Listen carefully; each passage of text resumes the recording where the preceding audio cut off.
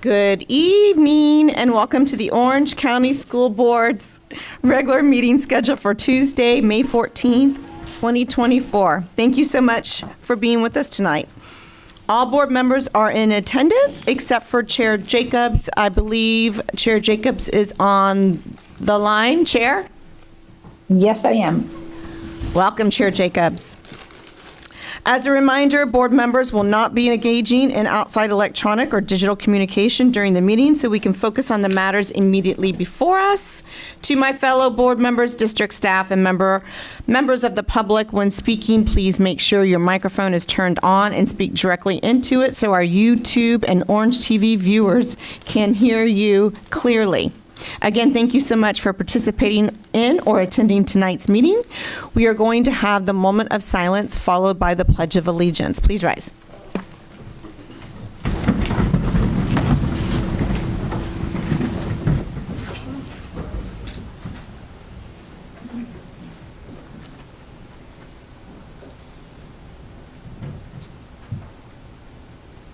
Pledge. I pledge allegiance to the flag of the United States of America and to the republic for which it stands, one nation, under God, indivisible, with liberty and justice for all.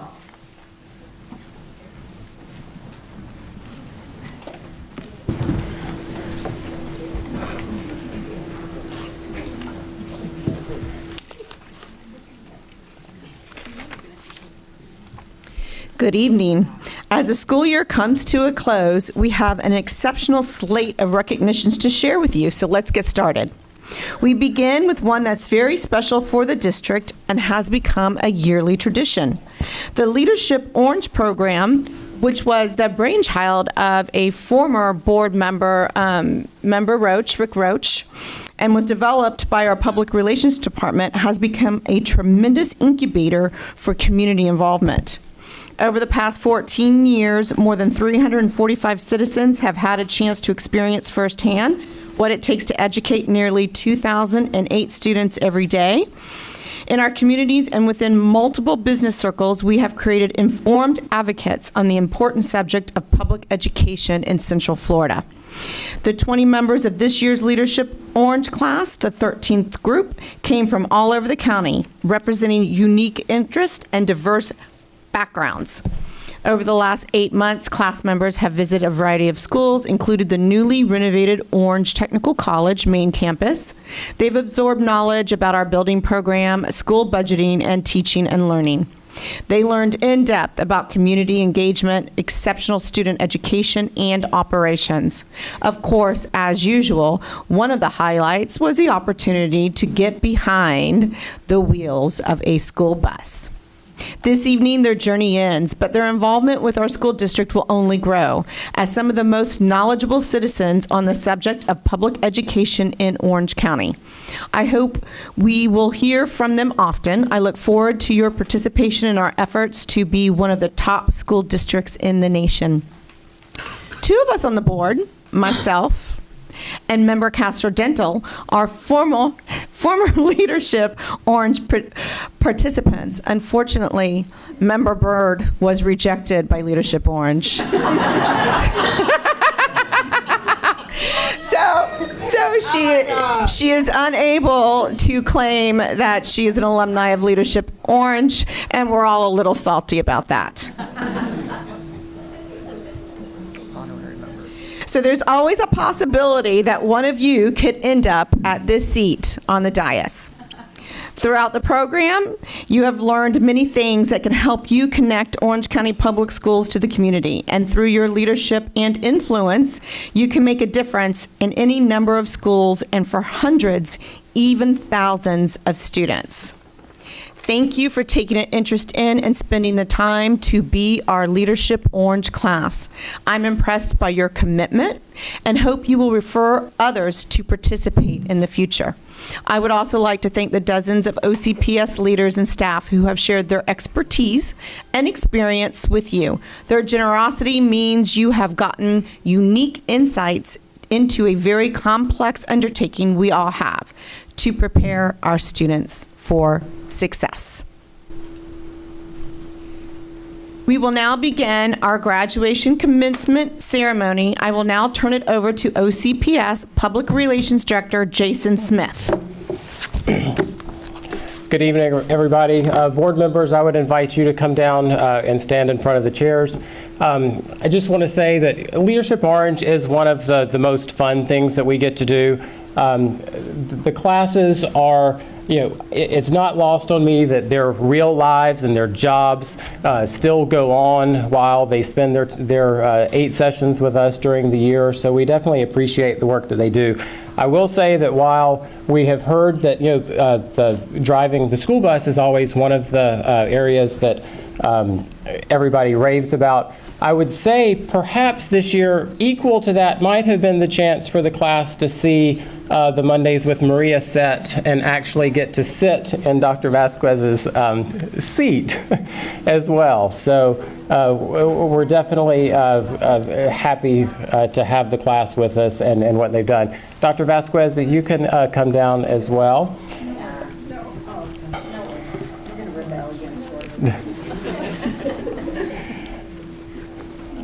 And then when the music begins, we will begin our graduation. So as I call your name, please come forward. Kimberly Adamski.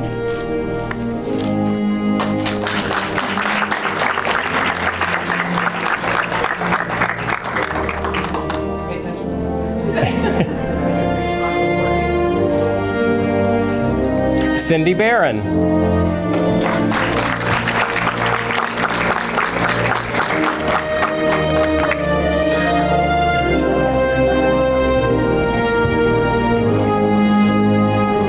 Ella Voryak.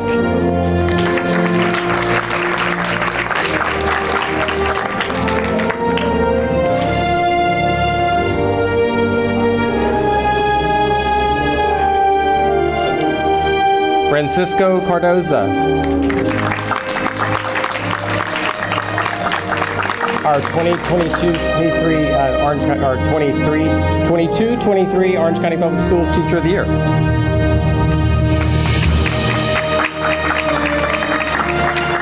Sarah Carlson.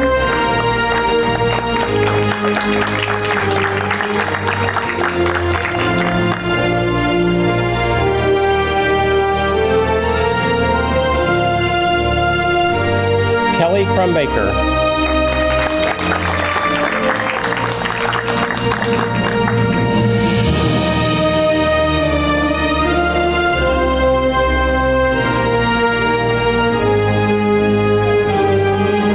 Michelle Foley.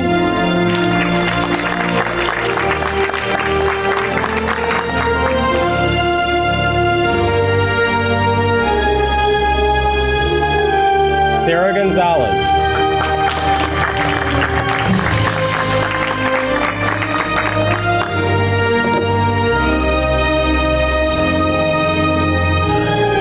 Diane Hubner.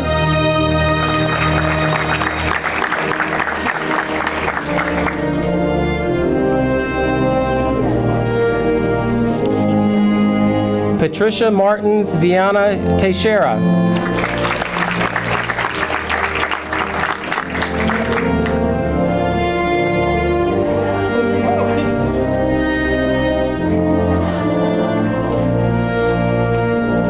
Chad McClellan.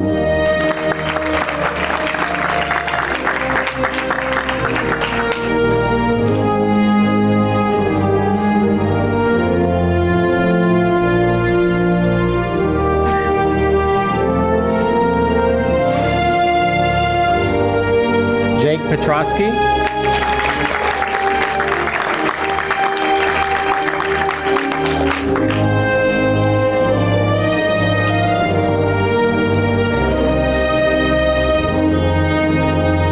Stacy Ralso.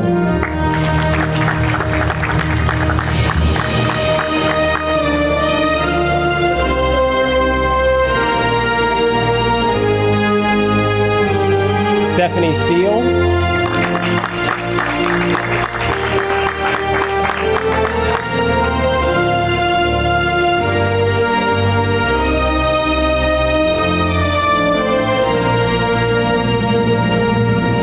And Joanne Williams.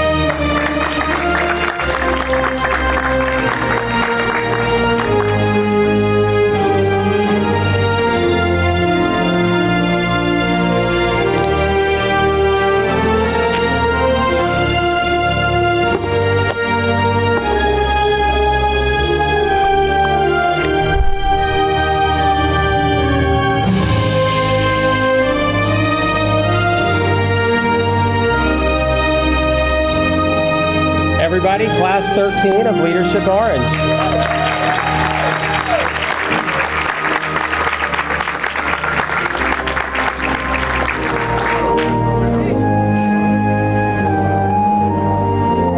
We're doing a photo. It rolls. Stay seated. Good. Come to the back. We can have like two on this side, two on that side. Everybody else can shingle a little bit. Make sure you can see your flags. Close enough. Good.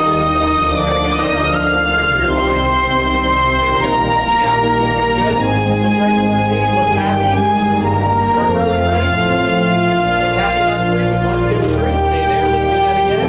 Nice big smile. And hold those up. You heard them. And smile. There we go. Hold up. Don't let them go, though. They're not fast. Perfect. Thank you.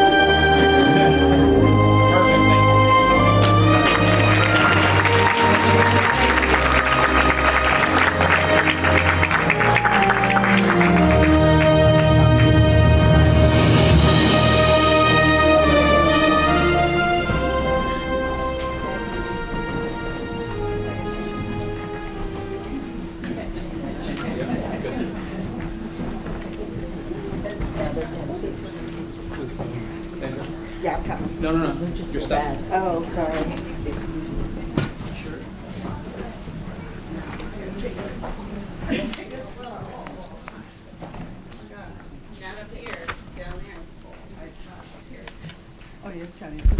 So we're getting ready to move on to our next recognitions. The Leadership Orange, congratulations. We're so proud of you. You are happy to stay here for the remaining recognitions. If you would like to leave, you're welcome to do so as well. It's going to take a minute for us to get through all the recognitions. But thank you. But they are great. They're fabulous. And I want to say that we've really upped our game with Leadership Orange. Like, the name tags are bigger, the plaques are nicer.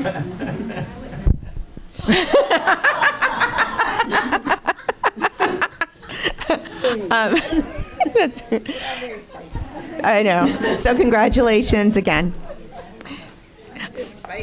It is spicy.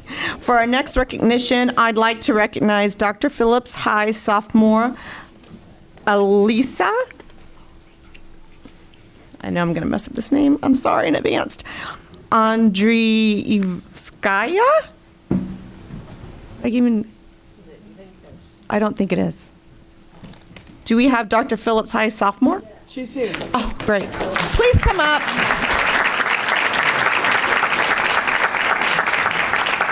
She's representing Orange County Public Schools with her artwork on a national level. How do you say your name? Andrievskaya. Alyssa Andrievskaya. Thank you. It's a beautiful name. It's a beautiful name. And she's up here on this, her artwork is up here on the screen. She has created a beautiful color pencil drawing of sea life. She was selected as one of the 2023 winners of the Wyland National Art and Classroom Mural Challenge. It's going to be a rough night. Mural Challenge. Okay, this is called the Save the Wild. You can see it here that incorporates iconic Florida wildlife like the manatee and an alligator in a global context. This year's theme was environmental and water conservation. Alyssa's artwork captures the importance of preserving our planet. Congratulations, Alyssa. We are so proud of you for using your artistic talent to make us reflect on conservation. Thank you so much.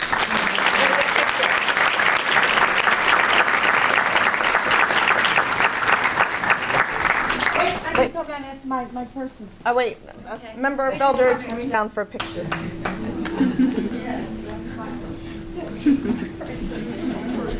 Reluctantly, it's your person. I know Dino. It's my club. Oh, that's true. I forgot about that.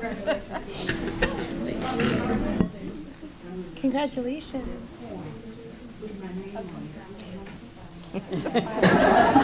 Good. Big smile. We're happy. We're happy again. One more. Thank you. Congratulations.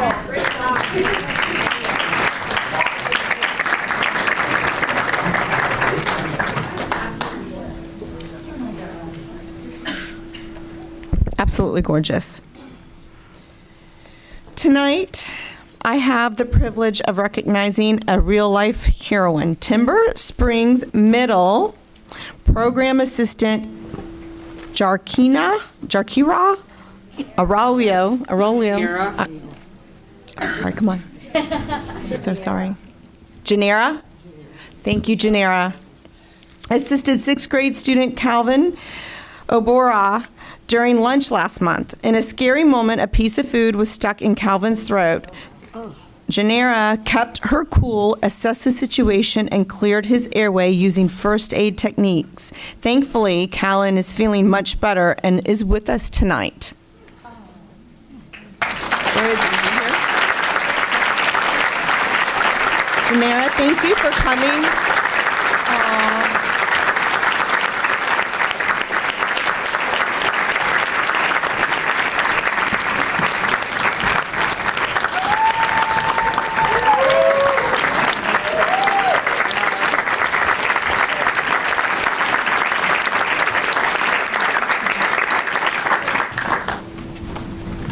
Wait, don't. Stay here. Thank you for coming to the rescue and saving, it says Christopher.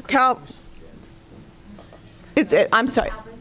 I know, it says Christopher in the script. And thank you for saving Calvin's life. We are forever grateful for your heroism. Thank you so much. Thank you so much. Listen, I'm gonna mess names up on my own. We can't have them wrong. Is Calvin here? Is Calvin here? Can you come up? Would he come up? Would he mind? Come on up, Calvin.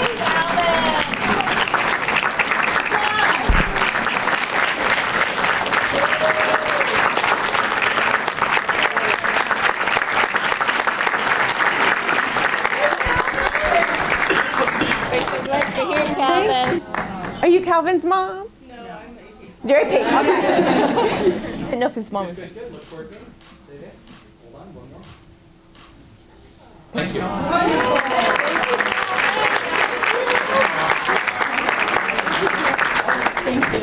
Oh, Calvin's mom's here? Is Calvin's mom's here? Where's the mom? Come. Let's get a picture of the mom. Anyone else related to Calvin? Come back up. Who else from Timber Springs is here? I see more purple. Oh, we're here. Come on up.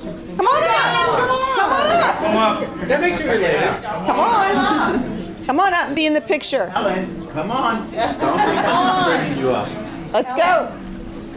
Oh, yay. Thank y'all for being here tonight. Thank you. That's awesome. Aww. This is so sweet. This is great. This is awesome. It'll make me cry. Okay, look toward me. Big smile on 3. Good, look happy. Thank you. Thank you. Thank you again. Thank you. Thank you so much for all you do. Thank you. Oh, they got flowers. Oh. Oh, little doggy. Good to see the little poochie.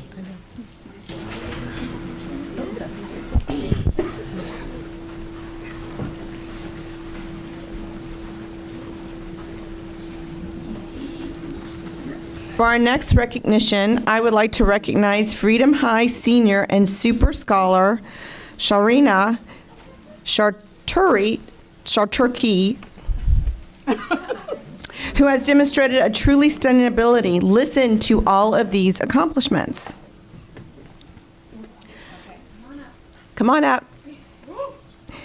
She has a perfect scores on both SAT and ACT. She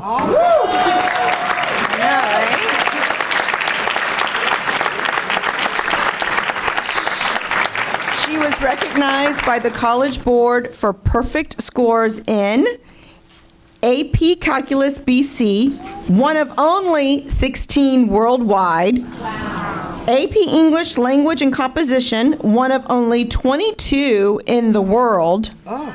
And AP Computer Science A exam, one of only 369. And her accomplishments don't end there. She is a National Merit Scholar, a 3-time recipient of the Gold Presidential Volunteer Award, a two-time national gold medal winner for the nation's highest score on her Royal Conservatory of Music woodwind instrument exam. She has earned a 5 on at least 14 AP exams, not counting this year.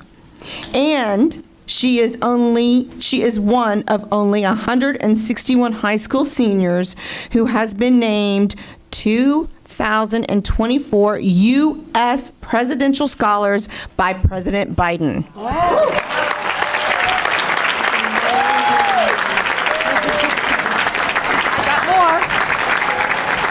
There's more.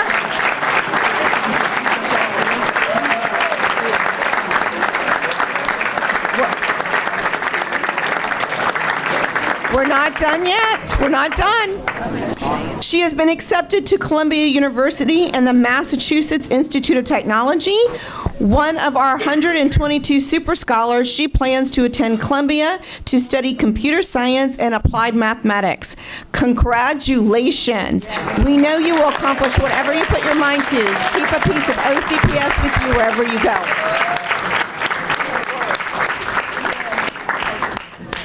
We are. Come on, everybody. I know.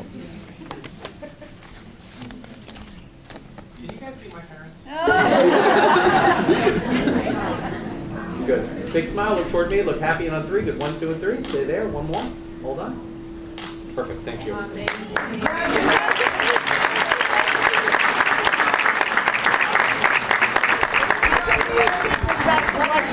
Best of luck. What do you want to do, ultimately?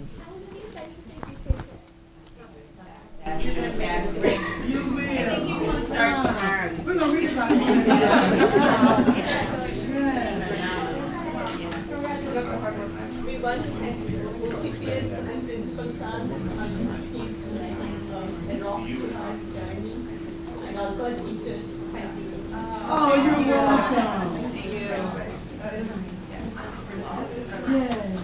This is OCPS. Whatever she is. This is OCPS. Make sure you come back. Yes. Tell us. Yeah. Share. Come back and visit and tell us. Yeah, everything. Wonderful.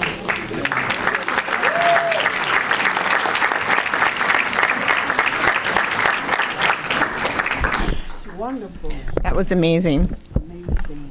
We were just saying this is OCPS, built by OCPS. Just phenomenal. Education. Just, and a lot of parents. Next, I would like to recognize future problem solver winners from Freedom High, Hunters Creek Middle, and Windy Ridge K through 8. Each of the individual and team champs found ways to make improvements or overcome challenges with autonomous vehicles. They all successfully identified challenges from a futuristic scenario and developed an action plan to solve problems. The winners are, no surprise here, Freedom High School senior Sharnia Sharturkey. I should have asked her. Come on back up. Just stand up here. I'm gonna announce all of them. Freedom High freshman Ava Gortias and Skashi Tripathi. Hunter Creek's middle 8th grade Sinuth Amaraskara and Cooper Terrell. And former Hunter Creek's middle student and Neo City Academy freshman Derek Taylor. Do you have them all?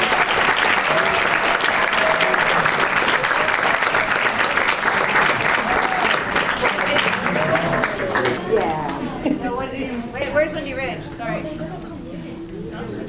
Wendy Ridge? Have them all? Windy Ridge? Where's Windy Ridge? Yeah, where's Windy Ridge? They'll be Oh, got it. Hunters Creek. Okay. Good. Big smile, look happy. Hold on.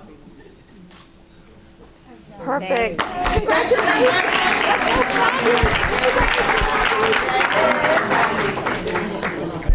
They are absolutely going to change the world. Thank you for all you do. Yeah, they're gonna change the world. Right. And then the, Windy Where's Ridge? Wendy Ridge? Windy Ridge. Wait, Windy Ridge is next. We haven't announced them Gotta yet. call them. That was just Hunter's Creek and Freedom High. Freedom High and Hunter's Creek. Okay.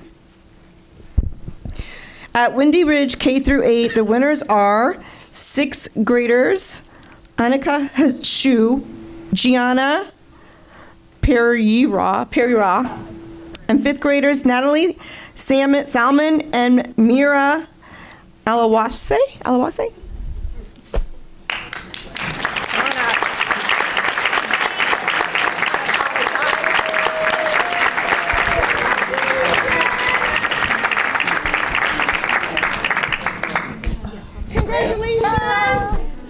Good. Look amazing. Look happy.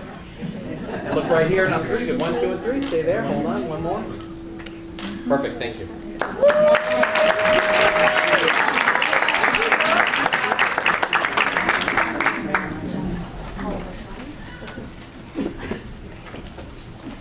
Kudos to all the winners. Wishing the champions who have been invited to the international competition in Bloomington, Indiana in June so much success. You already did the photo shoot out of order. Now I would like to recognize Bay Meadows Elementary 5th grade student Sharava Chirapali and Winter Spring Middle 7th grader Samantha Hasty for winning first place during the Florida 4-H public speaking competition in April.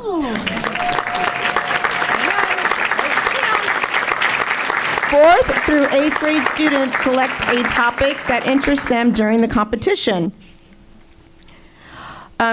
Sharava spoke on artist Jeffrey Steinberg and how he has overcome a disability, and Samantha discussed why practice is the key to success. Congratulations, both of you, for winning first place during the public speaking competition.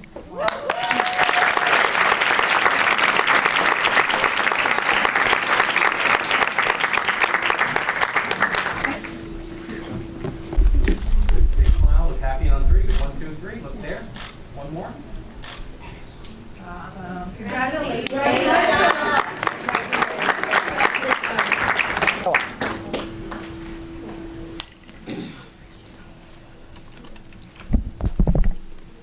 For our next recognition, I would like to recognize the Math Olympic team winners. The 3-part contest was aligned with 5th grade math standards and provided students with an opportunity to learn and study various math concepts. Mathematical whizzes from the Orlando Gifted Academy won this year's competition. And the 6 winners are 3rd grader Ben Kaplan, 4th grader Craig Walls, and 5th graders Henry Ho, Kang, Gwen, Wyatt May, and Dylan Ramblecken.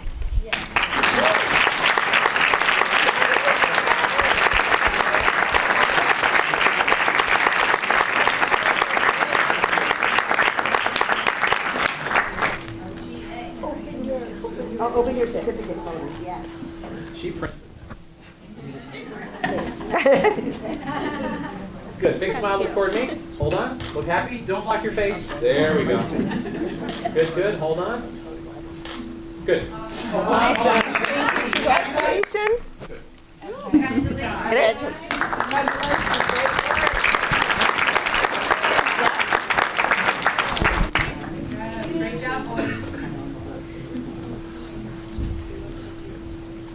Congratulations, students, for winning the contest and making your mathematical mark this year.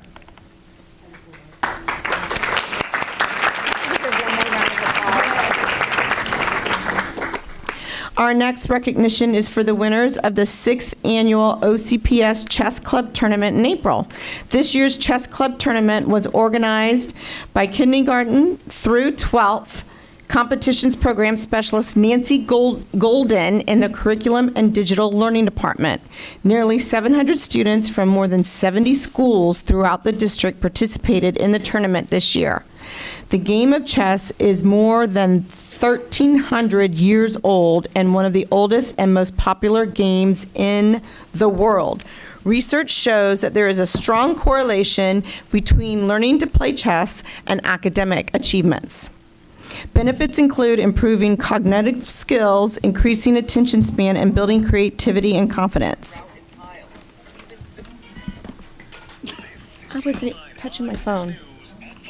Hold, I'm so sorry. Hang on. This isn't. I didn't even touch it. Benefits include, okay. Nancy, please come up to the podium to tell us more about our 2024 chess champs. Thank you, Vice Chair Gallo, Superintendent Vasquez, and board members. A few weeks ago, Dr. Vasquez shared the importance of extracurricular activities during a Mondays with Maria, and I would like to thank all of the school administrators and chess coaches that are here tonight for providing their students the opportunity to participate in chess club. For the administrators that are here tonight that don't have a chess club at your school, please contact me, because we would love, our goal would be to have every club or every school in OCPS have a chess club, so we can provide you the materials and the items you need to have a successful program. As Vice Chair Gallo stated, students benefit from learning and playing chess, and tonight we'd like to recognize our first place individual and team winners from the OCPS District Chess Tournament. Starting off with kindergarten through second grade, the individual award went to Nahale Mesher, second grade from Stone Lakes. And the team award went to Domerick Elementary, coached by Marcy 8.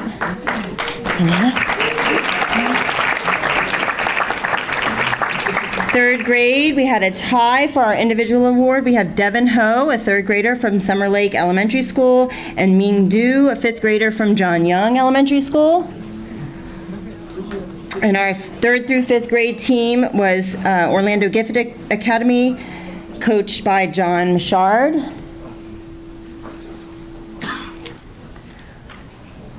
Our middle school individual winner was Ashish Jadan, sixth grader from Orlando Science School.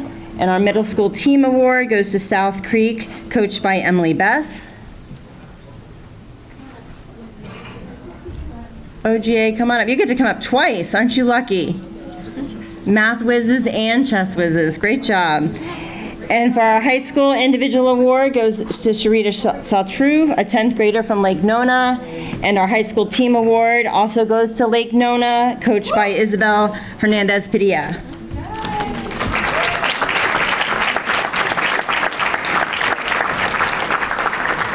Just hop in there.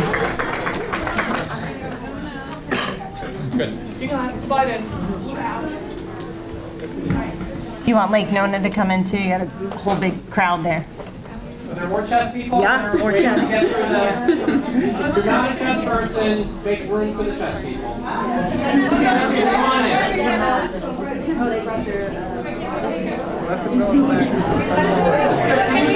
You guys kneel in the front with your knees. Hold on.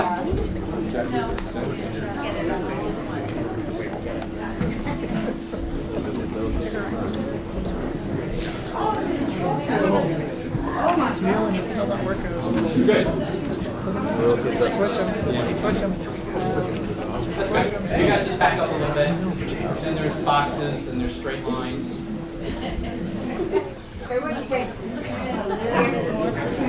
That's great. Good. And make sure that the award is not blocking your face. So just, you move her. There we go. Good, good, good. Perfect. Look right toward me. We're going to look up at the lens, and on 3, look happy. Good. 1, 2, and 3. Quick peek. Let's do that again. Hold on. Fabulous. We all look at the... Look, you got 100 cameras behind you. Parents, you guys will get the photos, but come on up front. Come on, parents. Walk into the front. Grab a picture of your favorite child.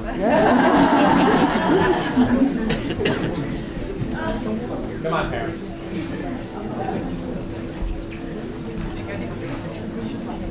Grab your child. So let's do this. Look at that side of the room first. Even if that's not your parent, look over there. Good. Look in the middle. Any tourist in the middle? No? All right. Look on this side, kids. Look happy.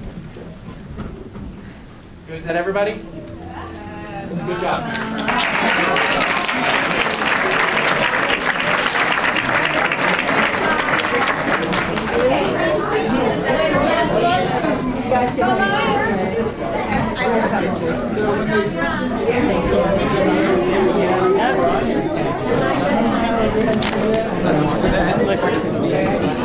Congratulations to all of the winners. And Nancy, thank you for putting this together. We really appreciate it. You're welcome. It was a Thank great you chess for tournament. supporting Thank it. you. We appreciate it.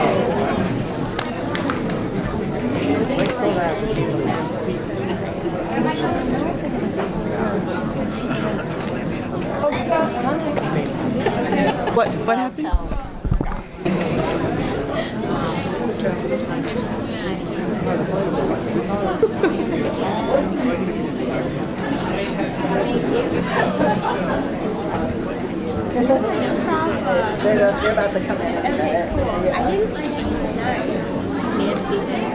We're just going to give a few minutes for transition. But she said that Gifted got the first place.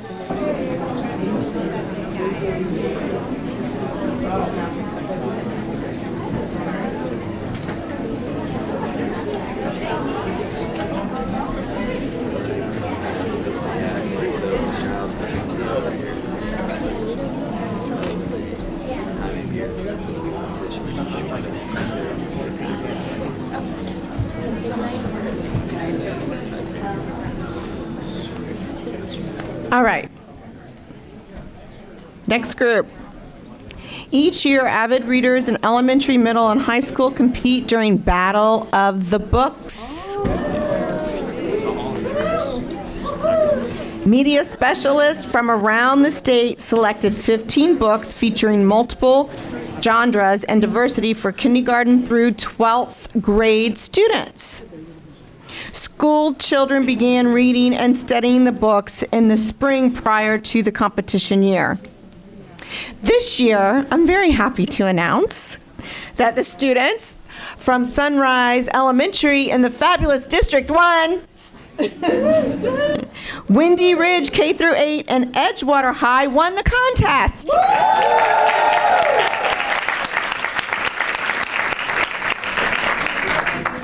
I'd like to invite Instructional Technology and Library and Media Director Allison Kibbe to the podium to provide us with more information on Battle of the Books competitions and acknowledge these stellar students. Thank you, Vice Chair Gallo. Good evening, everyone. So this school year, we had 99 elementary school teams participate in the Battle of the Books. So Sunrise, you're the brightest and the best of our bookworms in our district. We had 37 middle school teams compete and 13 high schools compete, and we're starting to climb back up in the number of high schools who are competing in our competition, and we really appreciate our partnership with the Orange County Library System, who hosts us every year at the Orlando Public Library in downtown Orlando for that high school competition. So without further ado, Sunrise Elementary, I'd like to recognize Isabella Liu, Samantha Rivera, Mina Persad, Hazel Hausman, and Kaylee Zeller.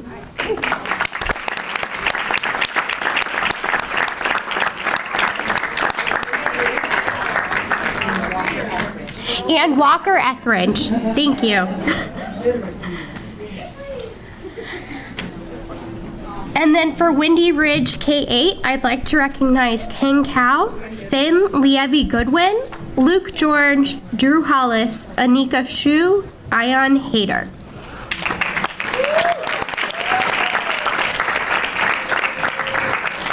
And then a big shout out to Edgewater High School and Coach Jen Lasala. This is their first time winning the High School Battle of the Books competition, and they unseated Timber Creek High School, who has won this competition several years in a row. So congratulations to Ali Schlesman, Heidi Cusick, Benjamin Drake, Wilgina Joltis, Eliana Kirby, and Jackson Reyes.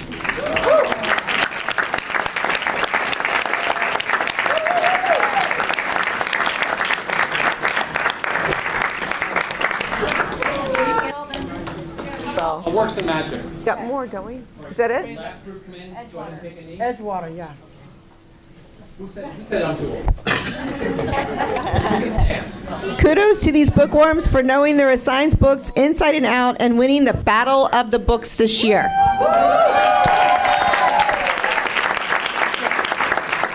Look at me. Hold on. Let's see how you look. One more. Look fabulous. Find some parents with cell phones. There's a few of them. Go. Look at your happy parents. You'll get my photos just in case they're on the front.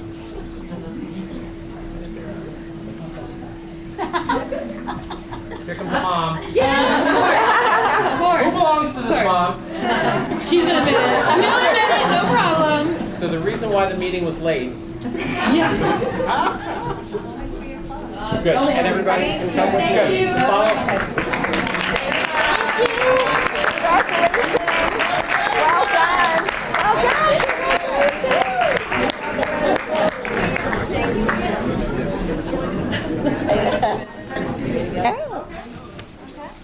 Oh. Yes. Oh, you look at this. Oh, I love that. Very nice.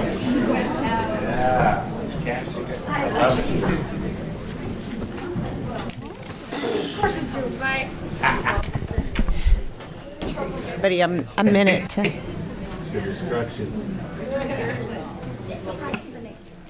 I don't have to read any more names.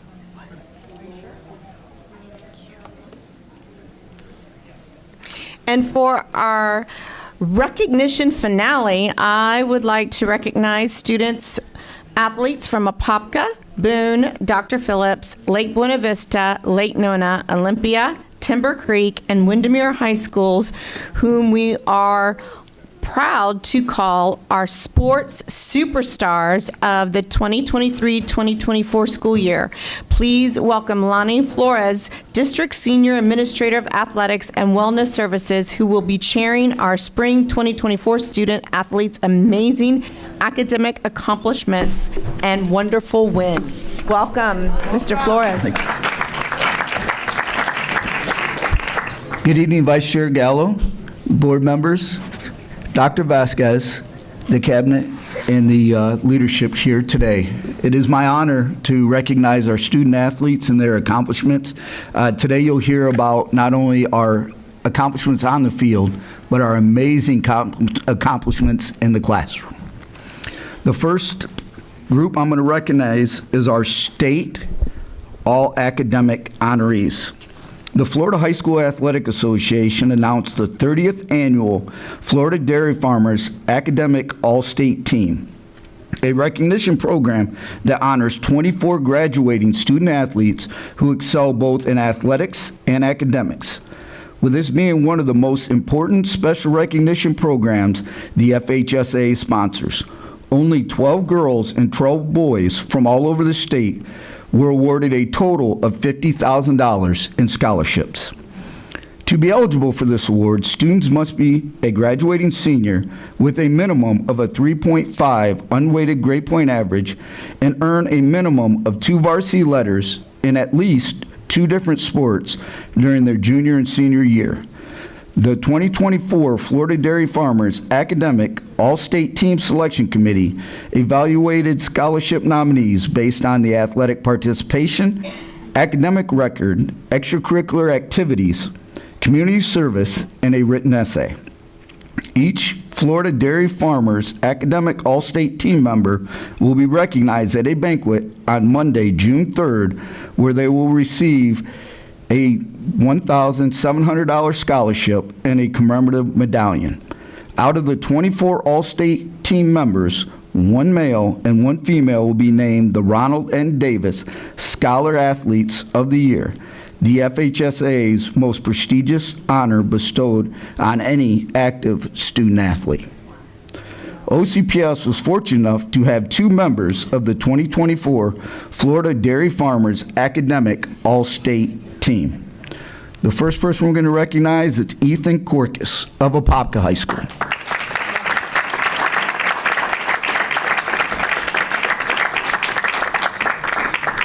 Ethan Corcus owns a 4.0 grade point average, is ranked 6th out of a senior class of over 800 students. Corcus has been awarded a spot on the president's list for Valencia College and was part of the all-metro academic team. Corcus earned a varsity letter in football, weightlifting, and lacrosse for all 4 years of high school. Corcus was a member of the Robotics National Championship Team, Battle of the Books, and Fellowship of Christian Athletes all 4 years of high school.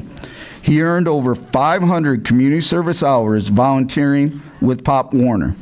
He is the son of Jennifer and Shane Corcus and is going to be attending Marist College in New York in the fall studying engineering.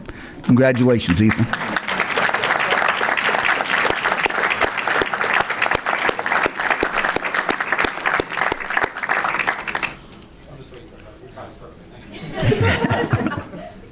Good. Smile. Smile again.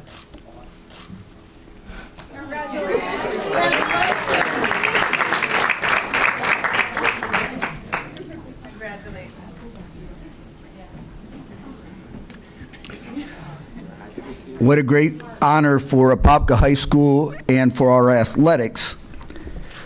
But on top of that, we have a second member of the 12 boys honored, and that is Madden Borst, Olympia High School. Madden Borst owns a 3.7 GPA, is valedictorian of his senior class, and an advanced placement scholar with honors. He is a member of the National Honor Society, National Technical Honor Society, and National English Honor Society. Madden was a member of the wrestling team and baseball team for all 4 years of high school. Throughout his wrestling career, he won a district championship, district dual championship, and Metro Conference championship, and was ranked third in the state of Florida. Borst was the founder and president of the Pickleball Club and vice president of the National Technical Honor Society. Borst earned over 250 community service hours volunteering for Little League Baseball and youth wrestling. He is the son of Jeremy and Susan Borst and is planning to attend the United States Naval Academy in Annapolis, Maryland, to major in engineering. Congratulations, man.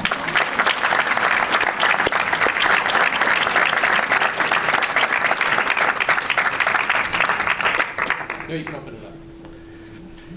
That's international. Big smile. Big smile again. You can hug him. That's fine. Perfect.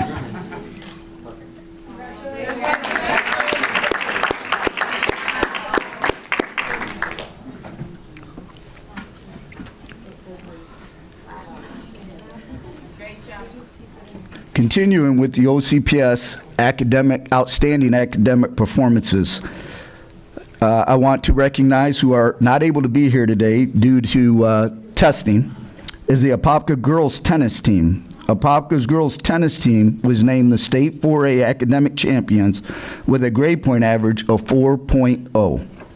They were first of only 41 other schools in the state who had a combined GPA of at least 3.0 in this classification. In the state of Florida overall academic team champion standings for the 2023-2024 school year, Apopka High School finished 17th.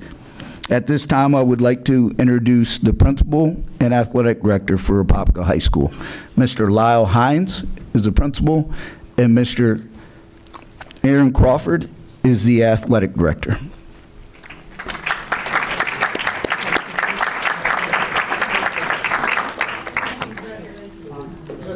Just so we say, a lot of the girls weren't able to make it tonight just because they were doing afternoon AP exams. We'll share it with them. We'll Photoshop her.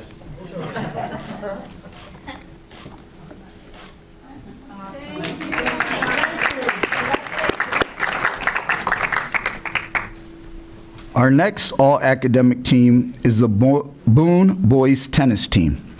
Boone's Boys Tennis was named the 4A academic state champions with a GPA of 3.934.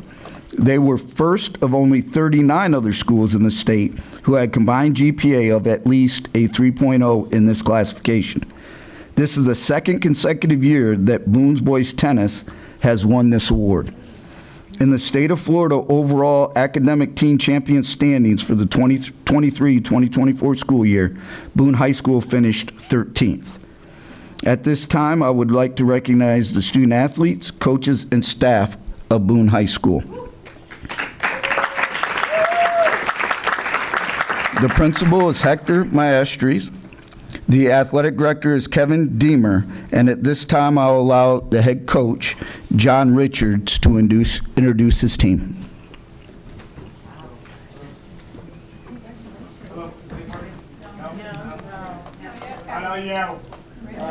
Thank you guys for having us. Hi. Oh, it is working. Thank you guys for having us. First, I'd like to recognize in the stands the parents of our student athletes, because they're the real superstars who got them to do their homework.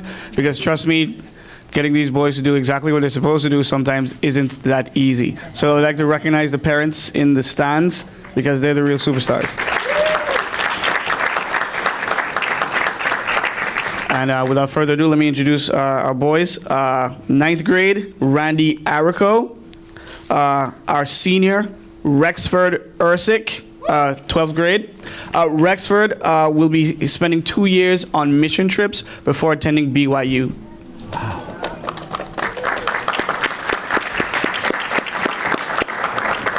Jonathan Solik, 10th grade.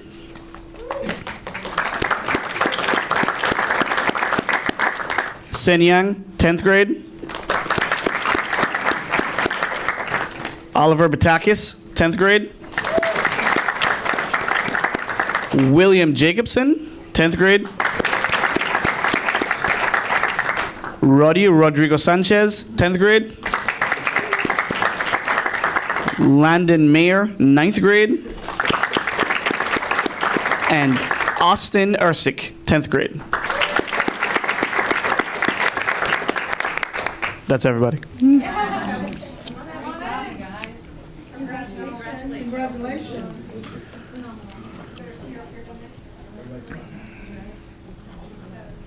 Which camera are we looking at? The big one. Good, big smile, not the cell phones. Good, hold on. Big smile. It's okay to smile. There we go. Perfect. Hold on. Parents, go ahead.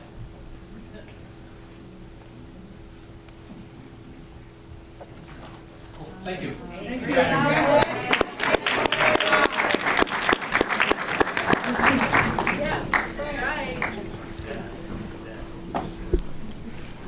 Our last academic team is Timber Creek Girls Water Polo.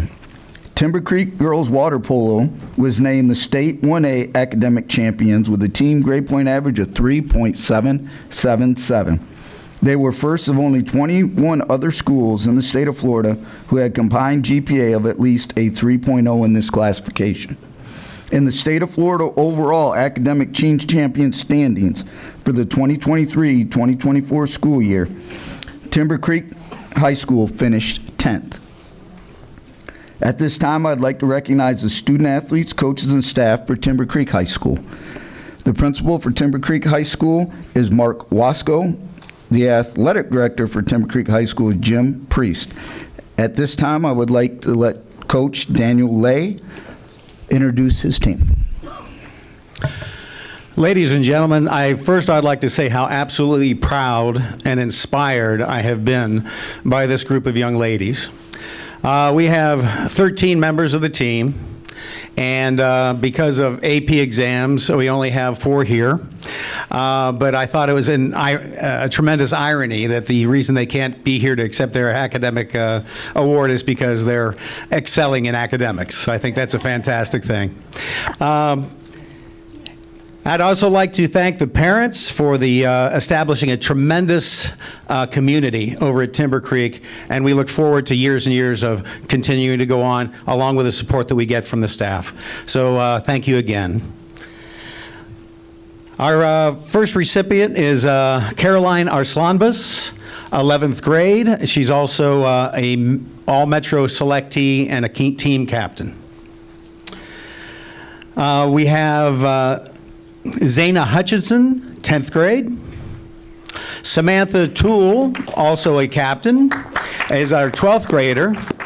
Samantha is graduating with a 4.0 summa cum laude from Timber Creek High School and has already graduated with her Association of Arts degree from Valencia College with a 4.0.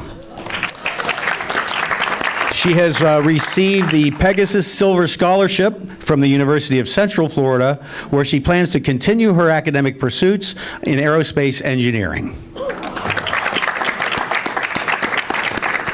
And we have Isabel Weaver in 10th grade. Congratulations, ladies.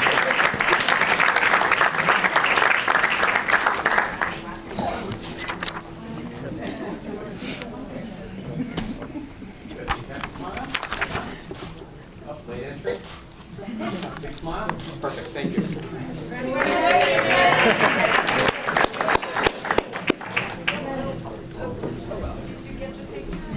Hold on, come back. That was too fast. No, it's not okay. Stand back up. You made scholars.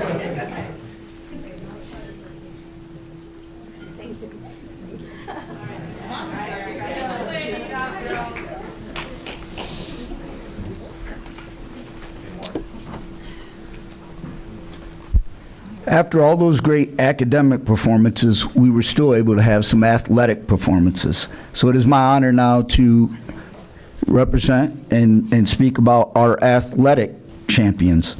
First up, for Dr. Phillips, our All-State Dairy Farmer Athletic winners, not able to be here tonight, is Trinity Turner. She averaged 18 points a game, 8 rebounds, 6 assists, and 3 steals. She was named the Florida Dairy Farmers Player of the Year for Class 7A women's basketball for the 3rd year in a row. Trinity was named the 2024 Miss Florida Basketball by the Florida Dairy Farmers. This is the highest award an athlete can receive here in Florida. To go along with Miss Turner is Coach Anthony Jones.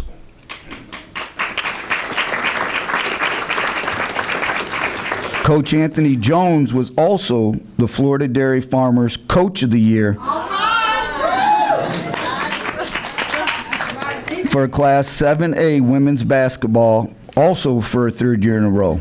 Coach James was also named the 2024 overall Basketball Coach of the Year, the highest award a coach can receive in the state of Florida.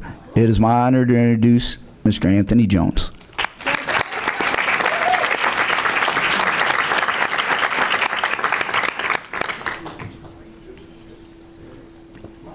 Smile again. Perfect.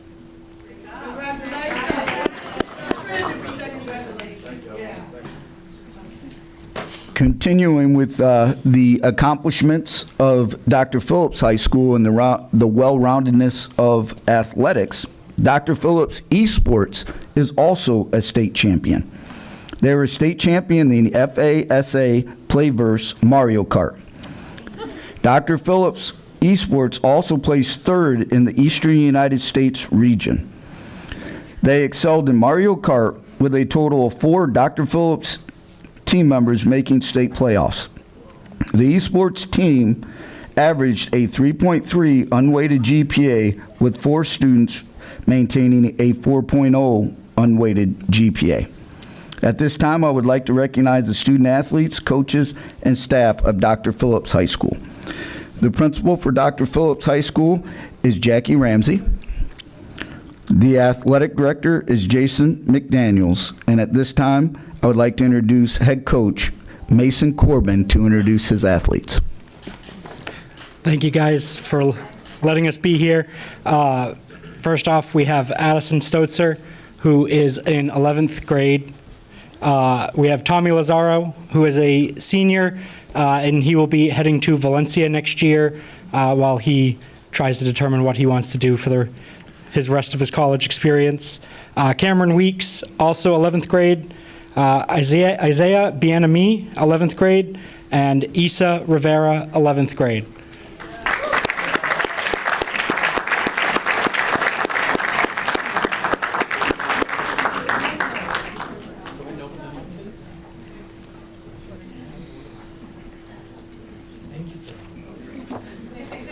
Big smile again. One more. Let's see. Let's look super happy. Cool. Thank you.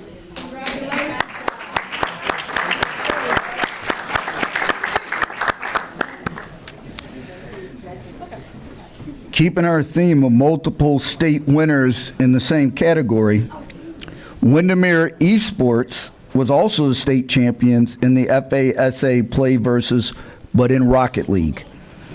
They finished the season 7-1. They were 3-0 in the postseason match record.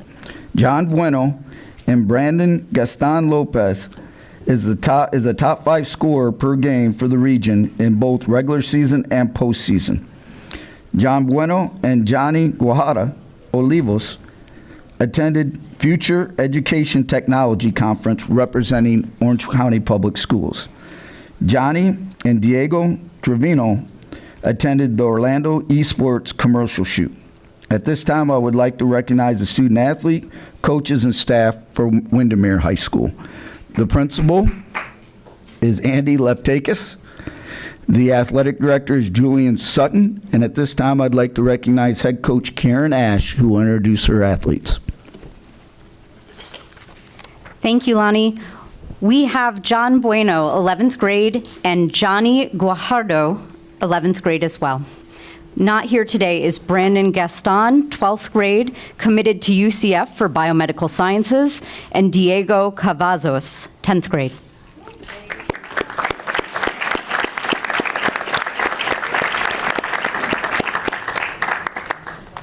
Okay, moms, come up front this time. I want to forget about you. Good, good. Look toward me. All done. Look at those happy people. Good. Good. Good. Good. Thank you. Very good. Congratulations, guys.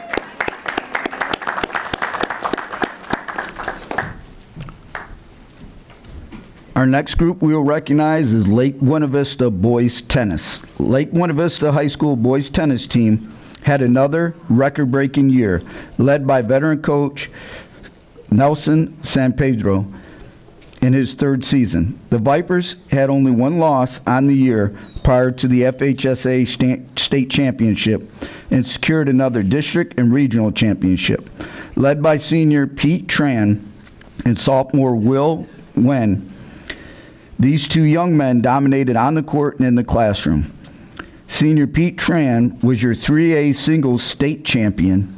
Pete maintained a 4.0 grade point average throughout his career and plans to continue playing in college at Rollins College this fall.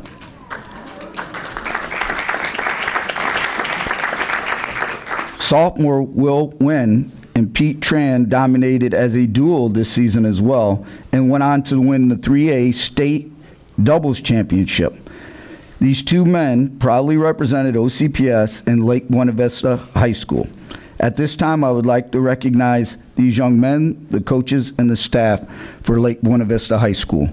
The principal is Guy Swenson, the athletic director is Lauren Bradley, and the head coach is Nelson San Pedro. Good evening, everyone. My name is Lauren Bradley. I'm the athletic director at Lake Buena Vista.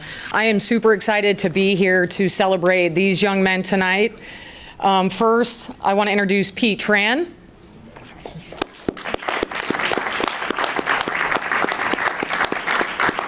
Pete is a senior, as mentioned, 4.0 GPA. He's going to be going to Rollins.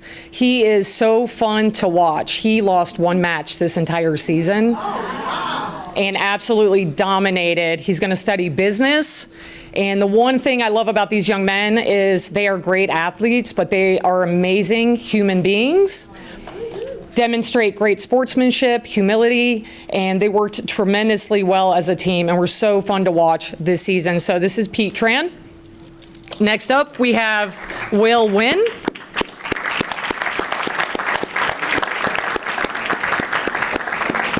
Will is only a sophomore, so we are lucky to have him returning to us. He is the most quiet person you will ever meet, but he is fierce on the tennis court, and the 2 of them worked amazingly well together this season. We will miss Pete, but we are so excited to have Will back. So thankful for these 2 young men and how they represented Orange County and Lake Buena Vista High School.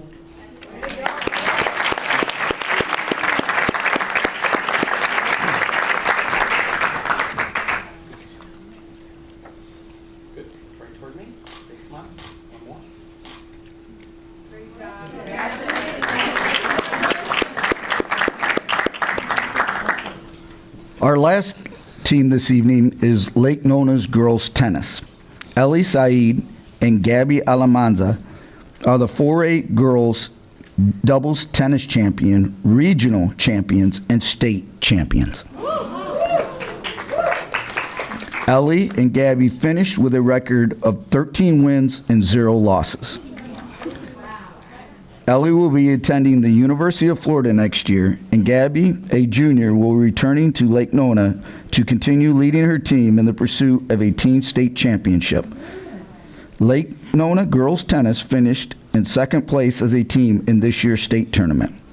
The coaches, families, and school and community could not be more proud of these champions for their play, their academic prowess, and community leadership. At this time, I would like to recognize the Lake Nona staff and their head coach. The principal is Nikki Campbell, the athletic director is Brandon Joseph, and the head coach is Mr. Tom Beard.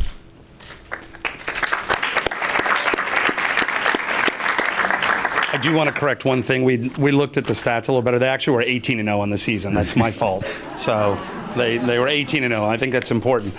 First, I want to introduce Elietta Saeed, who is our senior.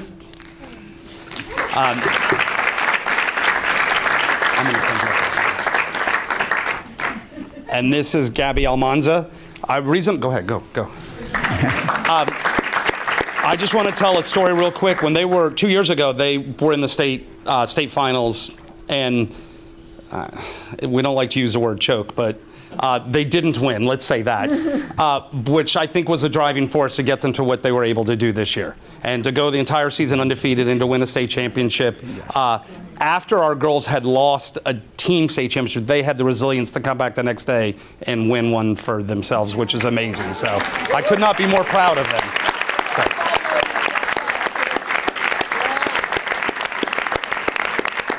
Congratulations, Tom. Congratulations. Great.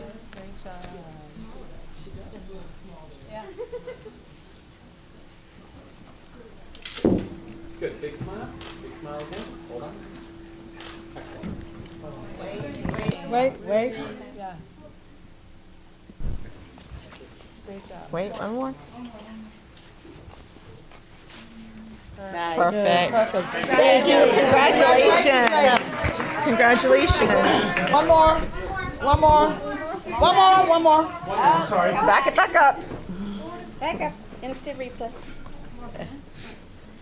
Right here. All right. Thank you.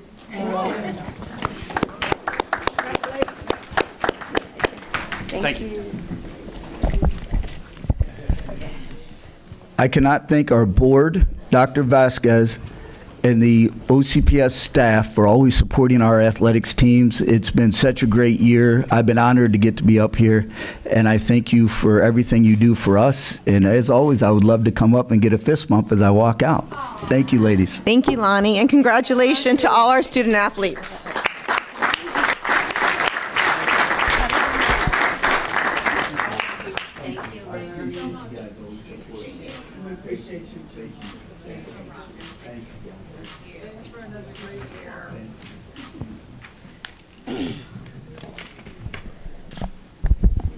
Congratulations to everybody who was recognized tonight. It's always so much fun this night, getting to see all of our students and how awesome they are. It's just great. And I do specifically want to apologize if I mispronounced your name. It wasn't intentional, and I sincerely apologize. Dr. Vasquez, do we have any newly appointed administrators to present tonight? Yes, I do. I have a handful to announce this evening. We are going to begin with Danielle Brancato, who is the acting principal at Lake Gem Elementary, who will be the principal at Lake Gem Elementary. Thank you. Thank you, board. Thank you, Superintendent Vasquez. Thank you, Deputy Superintendent Armbruster, Dr. Jones, Ms. Davis-Wilson for this wonderful opportunity. Also, I have to thank the wonderful faculty and staff at Lake Gem Elementary School. I'm excited to be there permanently. They're wonderful, and it's a wonderful family, so I'm very happy to be there. I also want to thank all of the wonderful principals that I've worked under who have led me to this opportunity. I would not be the leader I am today without learning from them, so I appreciate them. And most importantly, to my husband and my boys back there, they make me the person that I am, and I could not live this life without them, so thank you very much.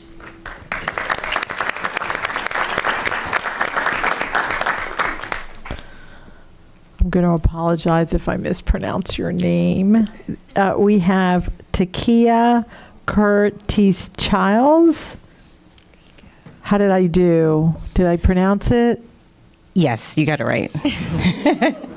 I'm going to ask your principal to make sure you're not being polite. She was the acting assistant principal at University High School and now will be the permanent assistant principal at University High School.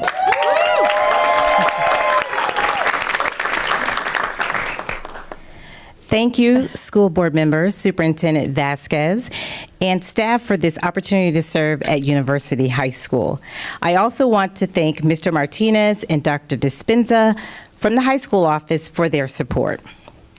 I have a lot of folks to thank because I took the scenic route to administration. I want to thank my current principal, Mr. Ott. Just thank you. Thank you for being a teaching principal. Dr. Henderson, Nikki Campbell, and Bill Tovai, my previous principals. My mentors and other APs who helped me along the way. Sam Danner, Francella Lewis, David Webster Gardner. My friends who've always encouraged me along this road, Dr. Tiffany Hughes, Sean Carswell, Tawanda Barrington, LaShawn Miller. And last but not least, my loving family and number one supporters, Gerald Child, who just had to leave, my fellow educator and daughter, Kyler Simpson. This is a wonderful opportunity, and I'm excited to be a Cougar and continue to support the students and faculty at University. Thank you.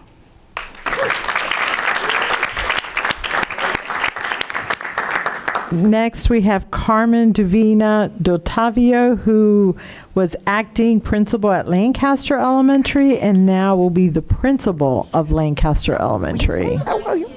Who's next? Oh, I'm sorry, I didn't see you. Congratulations. Thank you. I'd like to thank the school board members, the deputy superintendent, and I'm a little bit nervous, sorry. You said my whole name, so I got a little nervous thrown off by that.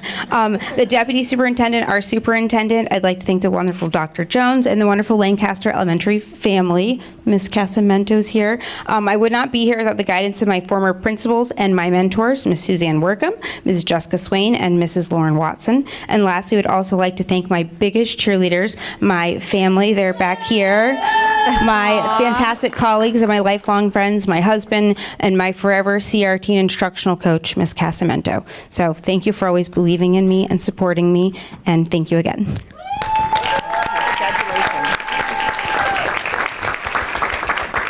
Next, we have Teresa Robin King, who was the acting principal at Rock Springs Elementary and now will be the principal at Rock Springs Elementary.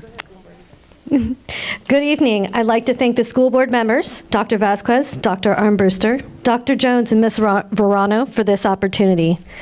I'd like to thank the numerous leaders and teachers that have inspired me throughout the years, and specifically Becky Watson, who taught me so much at Walker Middle School. Thanks to my family, my mom who's no longer with us, my fiance Justin, and my mini-me Dylan, they have always supported me and challenged me to be the best I can. I want to thank the Rock Springs family for welcoming me. I am very honored and excited to serve the great community of Rock Springs.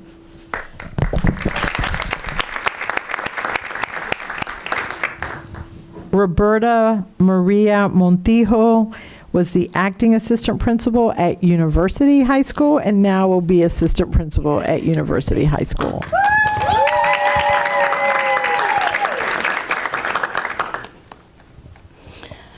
Good afternoon. I first and foremost want to thank God for all of my blessings. I want to thank the school board members, Superintendent Vasquez, and the staff for the opportunity to serve at University High School.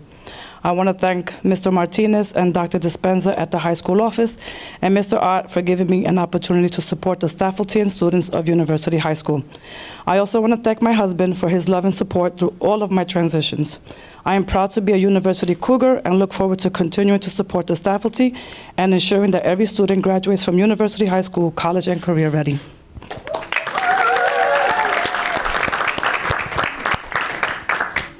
Next, John Stiles Williams was the acting principal at Weatherby Elementary and now is the principal at Weatherby Elementary. Good evening, and thank you all. So I'd just like to thank the following members: the School Board Chair, Teresa Jacobs, OCPS School Board members, Superintendent Dr. Vasquez, Deputy Superintendent Armbruster, Dr. Jones, Principal Leader Lena Rodriguez, my mentor, Danny Axtell, who's sitting there in the back. I also want to thank my family, my friends, my amazing wife, and my mom, who taught in public education for 45 years. I'm humbly grateful for the opportunity to serve at Weatherby Elementary, where we can be our best selves and thrive in the hive. Thank you.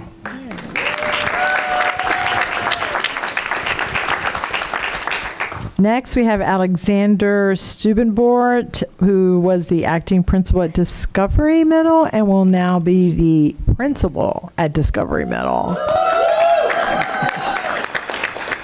Thank you, school board members, Superintendent Vasquez, Deputy Superintendent Armbruster, Executive Leader Fritzler, and Principal Leader Gibson.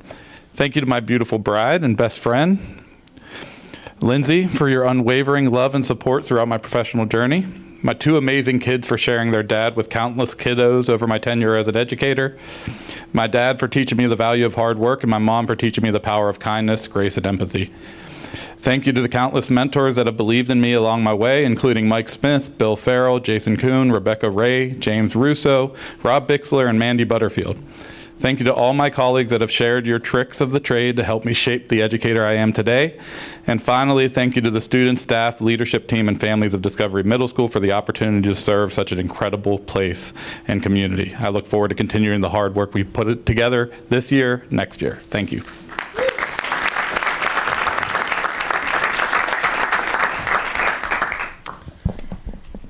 Next, Kim Hankerson will be leaving Rolling Hills and will be our new principal leader for the elementary division.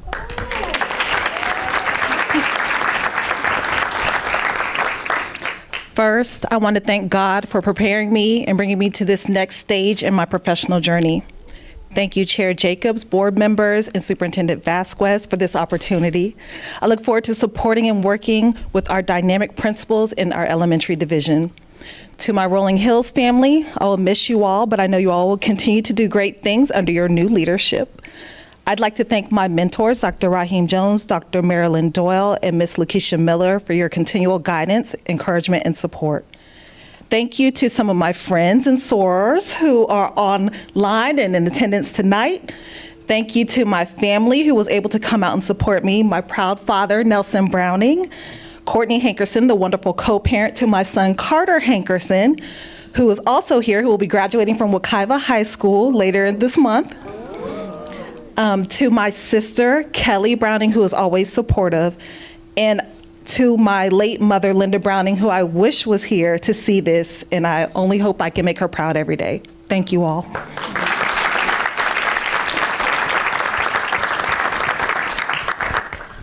Our final appointment for this evening is Michelle Carolero, who will be leaving Millennia Gardens, and she will also be a new principal leader in the elementary division.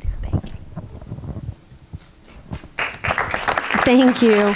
And good evening. I want to first start by saying thank you to our board members, as well as to our superintendent, Dr. Vasquez, and Dr. Armbruster, our deputy superintendent. I'd also like to thank Dr. Jones for giving me this opportunity.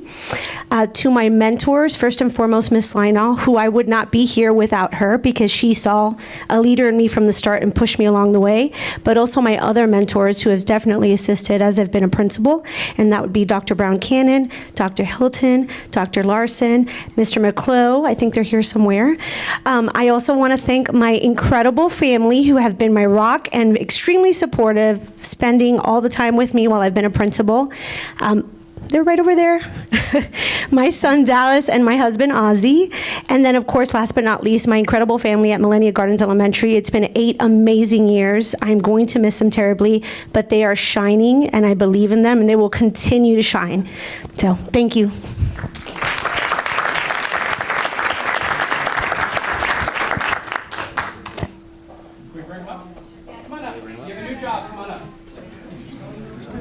All the new appointees, please come up.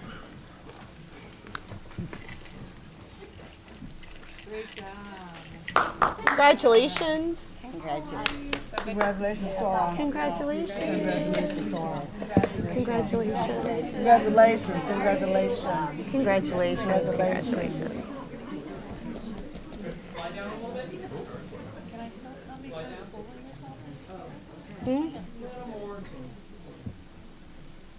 Perfect. Amazing. Look happy. Look at me on 3. Good. 1, 2, and 3. Stay there. One more. Hold on.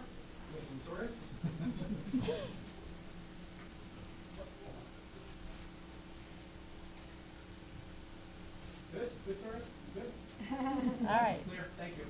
Great job. Thank you.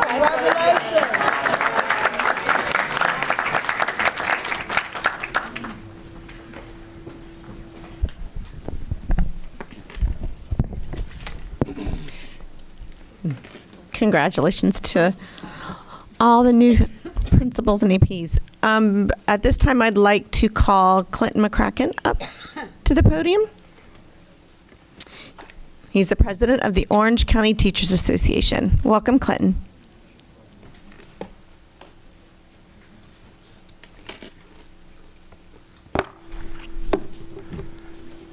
Thank you. Good evening. As the school year draws to a close, I want to extend a heartfelt message of gratitude to our teachers for their heroic work in our schools each day. It was wonderful to celebrate Teacher Appreciation Week last week and to witness the outpouring of support from parents and the community. Many of our teachers received individualized letters of gratitude from our students, and these heartfelt moments make this difficult job better. While our teachers find it challenging to afford their bills with their salaries and struggle to be able to raise a family, 2 things definitely make it better. One is to work in an environment where you know you're respected and trusted as a professional, and the other is those moments when you see the difference that you make with a student. These are the powerful reminders of what we're capable of in this profession. Our teachers really do change the world for the better every day. I'm also pleased to announce that a few weeks ago, we distributed approximately $30,000 in scholarships to seniors of our members. Each of our union members contributes a portion of their union dues to this scholarship fund, and since its inception, we've been able to award over $1 million to Central Florida students pursuing their education. We believe it is important to support our families, and we're happy to be able to give a hand to help lift them up. As we approach the summer break, I wish all our teachers a much-deserved, wonderful time to recharge. While many will continue to work at various jobs over the summer to make ends meet, I hope you find time for yourself and create cherished memories with your loved ones. Our CTA offices will remain open for any needs, and we'll provide bargaining updates throughout the summer to our members, board members, and our partners who have endorsed our efforts to support our educators and their families. And then I just wanted to say one more time, I'm so appreciative to the district leadership for wearing CTA colors today. It's beautiful to have orange and blue on, so thank you. Thank you, Clinton. You're welcome.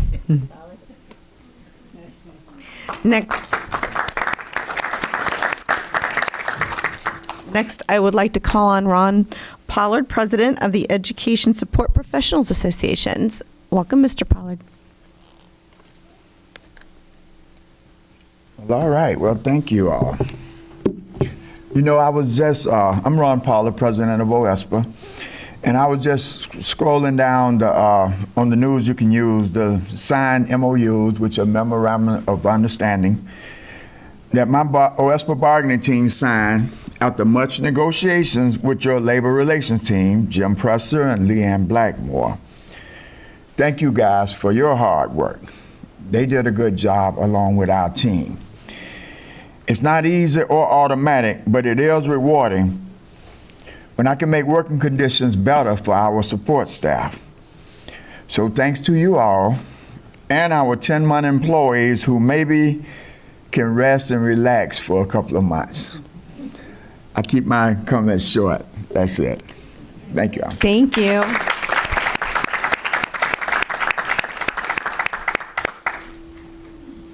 Next, I would like to call on Nate Hay, President of Orange County Association of School Administrators. Welcome. Good evening, Chair Gallo, school board members, and Superintendent Dr. Vasquez and Dr. Armbruster and staff. We like the clean look. Yeah, it looks a little better, yeah. I had 130 students shave my head and my beard today, so it's definitely it's a transformation. So I'm Nate Hay, the principal of Lake Silver Elementary and the president of OCASA. Tonight I'm here to praise our hardworking, dedicated school principals. May 1st was National Principal Day. This day serves as a moment of recognition for the pivotal role principals play in our educational system. Principals are the cornerstone of our schools, the leaders who guide our students, teachers, and staff towards success. Their dedication, passion, and unwavering commitment to excellence deserves our utmost appreciation. It's imperative to acknowledge the profound impact principals have on shaping the educational experience of our students. They are not merely administrators, they are visionaries, mentors, and advocates for every child under their care. Principals create nurturing environments where students feel safe, supported, and empowered to thrive academically and personally. In Orange County, we are fortunate to have multiple cadres of exceptional principals who embody the highest standards of leadership and integrity. These individuals tirelessly devote themselves to the betterment of our schools, fostering a culture of collaboration, innovation, and inclusivity. They lead by example, inspiring both students and staff to reach their full potential and pursue excellence in all endeavors. To the principals of Orange County, I extend my deepest gratitude for your outstanding contributions to our educational community. Your steadfast leadership, compassion, and tireless dedication have made a lasting impact on countless lives across our district. You are the unsung heroes behind the scenes, the guiding lights who navigate our schools through challenges and triumphs alike. In every decision you make, every interaction you have, you prioritize the well-being and success of our students. Your ability to lead with empathy, resilience, and grace sets a standard of excellence for us all to emulate. You create environments where students feel valued, heard, and inspired to achieve their dreams. As National Principal Day has passed, let us continue to come together as a community to express our profound appreciation for the remarkable principals who dedicate themselves to the betterment of education in Orange County. Your tireless efforts, selflessness, and unwavering commitment do not go unnoticed. You are shaping the future generation, molding minds, and instilling values that will endure for a lifetime. May we continue to support and uplift our principals as they continue to guide our schools with wisdom, compassion, and unwavering dedication. Thank you to all the principals of Orange County for your incredible work, and happy belated National Principals Day. Thank you.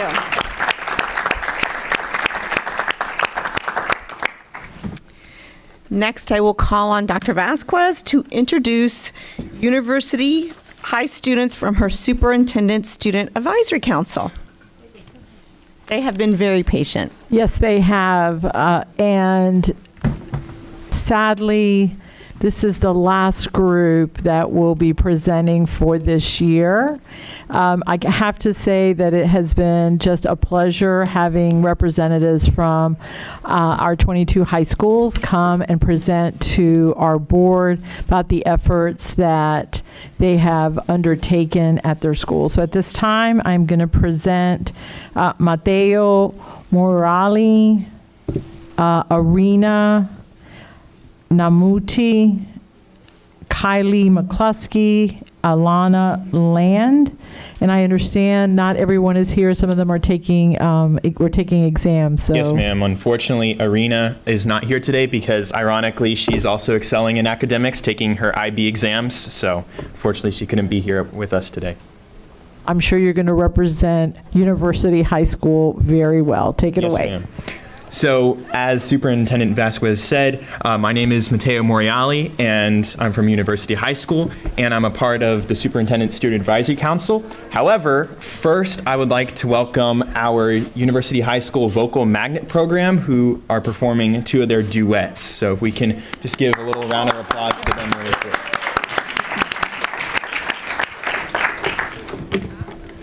Hello, my name is Shiree Sanchez Vega, and I'm a junior at the University High School Vocal Magnet. Hello, I'm Olivia Thomas, and I'm a senior at University High School's Vocal Magnet, and we'll be performing Estudiantes by Vivaldi.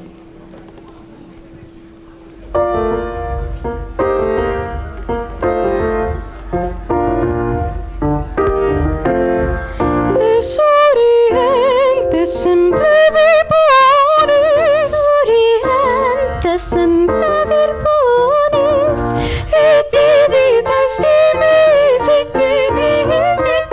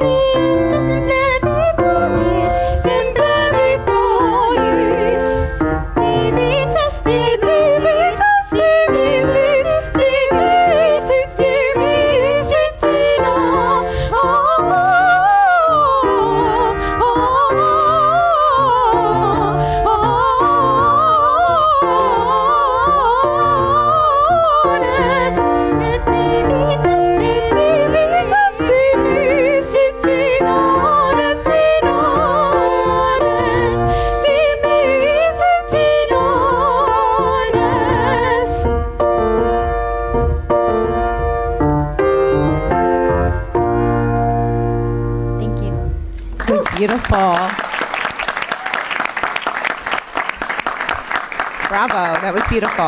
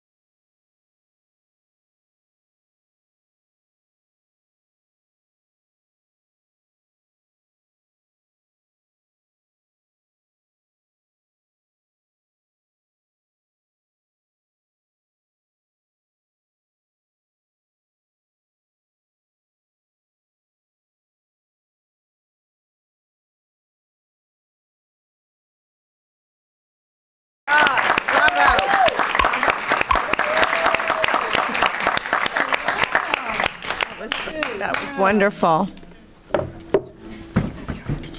Wonderful, wonderful. We really appreciate these performances. Can we give it up one more time? One more time. Absolutely. They're awesome. They're awesome.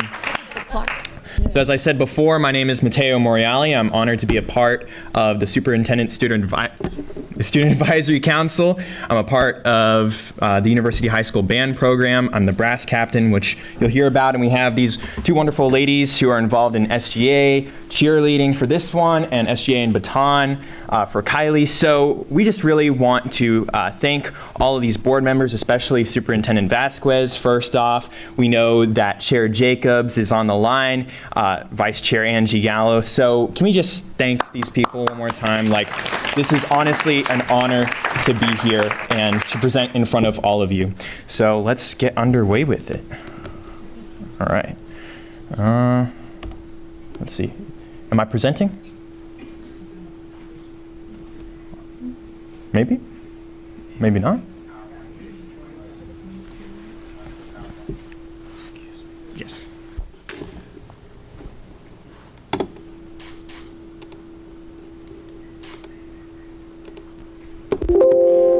There we go. Yes, sir. Awesome. So, okay. Sorry about that. Okay, here we go. So, the question that we were asked in the Superintendent Student Advisory Council essentially was, how will we unite, how will we integrate, and how will we promote inclusivity in our schools? So each school in the Orange County School District needed to come up kind of with a program, sort of a course of action that we needed to take. And myself included, Arena, Kylie, and Alana here, we all came up with the Connect the U program. However, as you'll notice, the Connect the U program has only been recently officially named because throughout University High School history, we actually have been promoting inclusivity and just honestly the culture of University High School, coming from myself, coming from a member of the band like myself, is we love our family aspect, right? On campus, we are family essentially. So we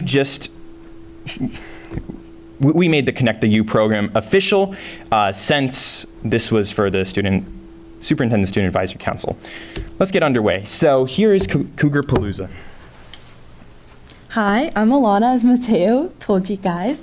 I will be introducing our Cougar Palooza event. So this event orchestrated our 9th graders onto our campus in the morning, and they were able to go on tours and walk around and see all the different programs that we offer, such as veterinarian tech, culinary, our IB programs, and even our performing arts, our dance, our vocal, acting, everything. This was an event that we've done similar before in the summer, where we let our Cougars come and kind of just see our campus, but this time they were able to see high school life. We still had classes, we were still roaming around. I think it gave them a good aspect of what goes on in high school, because we all see it on the movies, but you don't know until you're actually there in front of, you see kids older than you, and you see how they go about their day. Our student government was a big aspect in this. They did our tours, so they were the ones that actually walked our students around, showed them everything, and that lets them connect with the students and let them know actually what goes on, and it's not an adult telling you, everything that you do already know. So that was a good connection in order for them to feel like that was their home. Wonderful. And then here are a few pictures that we I know. It was really fun. Hi, I'm Kylie, and I'm going to introduce our Senior Olympics and Powder Puff game that we host at University High School. Now, these are senior events that really bring all the seniors together to have fun with their teammates and other students at the school. And we just had our Senior Olympics game to where people create teams, and it was a lot of fun, creates a lot of unity working together. So yes, and then here's some pictures from the event. A lot of fun. Okay, so our Hispanic Heritage and Black History Month. This one was very important to us as our school is very culturally inclusive, and we have a lot of different cultures at our school. This helped each culture feel like they're a part of, they have a voice, and they have something to be recognized. So during, sorry guys, during Hispanic Heritage Month, we made sure that we play music every lunch through the week, through the month. Every day we had lunch in our music being played, and it was just different cultural aspects for them, and they could dance. We had Latinos in Action do a surprise dance in the middle of the courtyard, and we also did the same thing for Black History Month. We also, our student government have done posts where it'll be just historical figures of a day, just so people are reminded of how we came and our advancements. And then here are a few pictures. All right, here is the Cougar Future Fair. So this was a joint collaboration between the UHS's School Advisory Council, which I myself am also on, and various student leadership of the Student Government Association and various other organizations. So over 60 businesses were in attendance, including community, post-secondary partners. We even had sponsors like Lockheed Martin come in, Disney, very big companies, right? And the purpose of this was essentially for all juniors and seniors to be able to have a connection point with these companies, right? To be able to, whether it apply for internships or apply for a job in general. We've had people even get job acceptances on the spot. And we integrated a bunch of our different organizations such as our culinary program. Many sponsors actually complimented the food, considering it as professional level. We had our SGA, even myself, we had people setting up tables, organizing committees, like so many different gears were coming into play to make this happen, and it was honestly spectacular. In fact, we actually had I guess you could call it was essentially a clothing drive, right? So people would donate their used suits, dresses, what be it, for these juniors and seniors to wear at the Cougar Future Fair to look professional, right? Let's say you don't have access to that. Maybe you don't have enough money. So people were nice enough to donate their used business apparel to us. And so I actually saw it myself today. We have a big closet full and stocked to the brim with various suits and dresses. It's just an amazing program. And here are a few pictures to just demonstrate. We had vendors all across the cafeteria. It was honestly a wonderful program. I myself would like to work for Lockheed Martin, and last year, and this year included, I talked with them, and they're excited to get me into an internship in my senior year. So it's honestly just a really great way to connect with big companies that you wouldn't be able to otherwise. It's fabulous. As we know, lunchtime is the best time to connect with your friends, and a lot of inclusivity happens at lunch. So as a member of SGA, we played music during Fridays at lunch, and we also had many games like card games, trivia, musical chairs, and you could win prizes also, like popsicles, something fun. And there was also some staff competitions during Crush Colonial Week, to where our staff love that week. They could get pied in the face or other things from our students. That was pretty fun. And also during football and volleyball season, we had a lot of things during lunch, like spirit weeks, to help with that. So, and we also had a Hello Week, which we worked with our safety coordinator, and students were able to pledge to being inclusive and helping out any new students that would come to our school.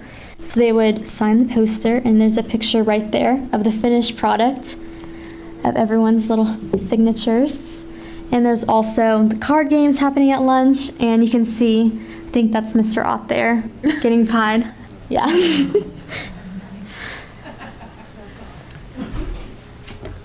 All right, next up we have Tea with Teachers. So this was a staffle-led event in collaboration with myself, Alana, Kylie, and Arena, who unfortunately couldn't be here today. And essentially what this was, we'll call it sort of speed dating with the teachers. So we gathered all the teachers in the cafeteria on a Wednesday afternoon from 1:30 to 2:30, and essentially parents of the students at our school could come in, discuss with teachers, have conversations, and this was actually so successful that we are thinking about molding our open house into looking like something with this Tea with Teachers event, because a lot of parents liked it, a lot of teachers liked it, so it was very successful. And here's a few pictures, right? So as you can see in the second graphic here, we have parents talking with teachers, and the entire cafeteria is filled, and a lot of teachers were very pleased with this event. And that's a wrap, essentially. So we thank you so much for the opportunity to come here and speak before all of you. It was an honor to be a part of the Superintendent Student Advisory Council this year, and we just really just appreciate the opportunity. So we hope to see you all soon. Thank you so much.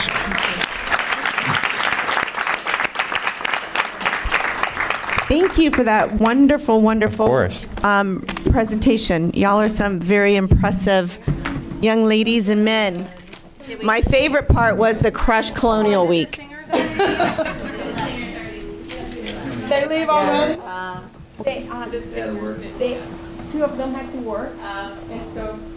They were fantastic. They were awesome. They were We so great. enjoyed them, yeah. Such talented students. Good, good. Just goes in, big smile. Big smile again. One more. Perfect, thank you. Absolutely. They're really not new. They're existing, but they're...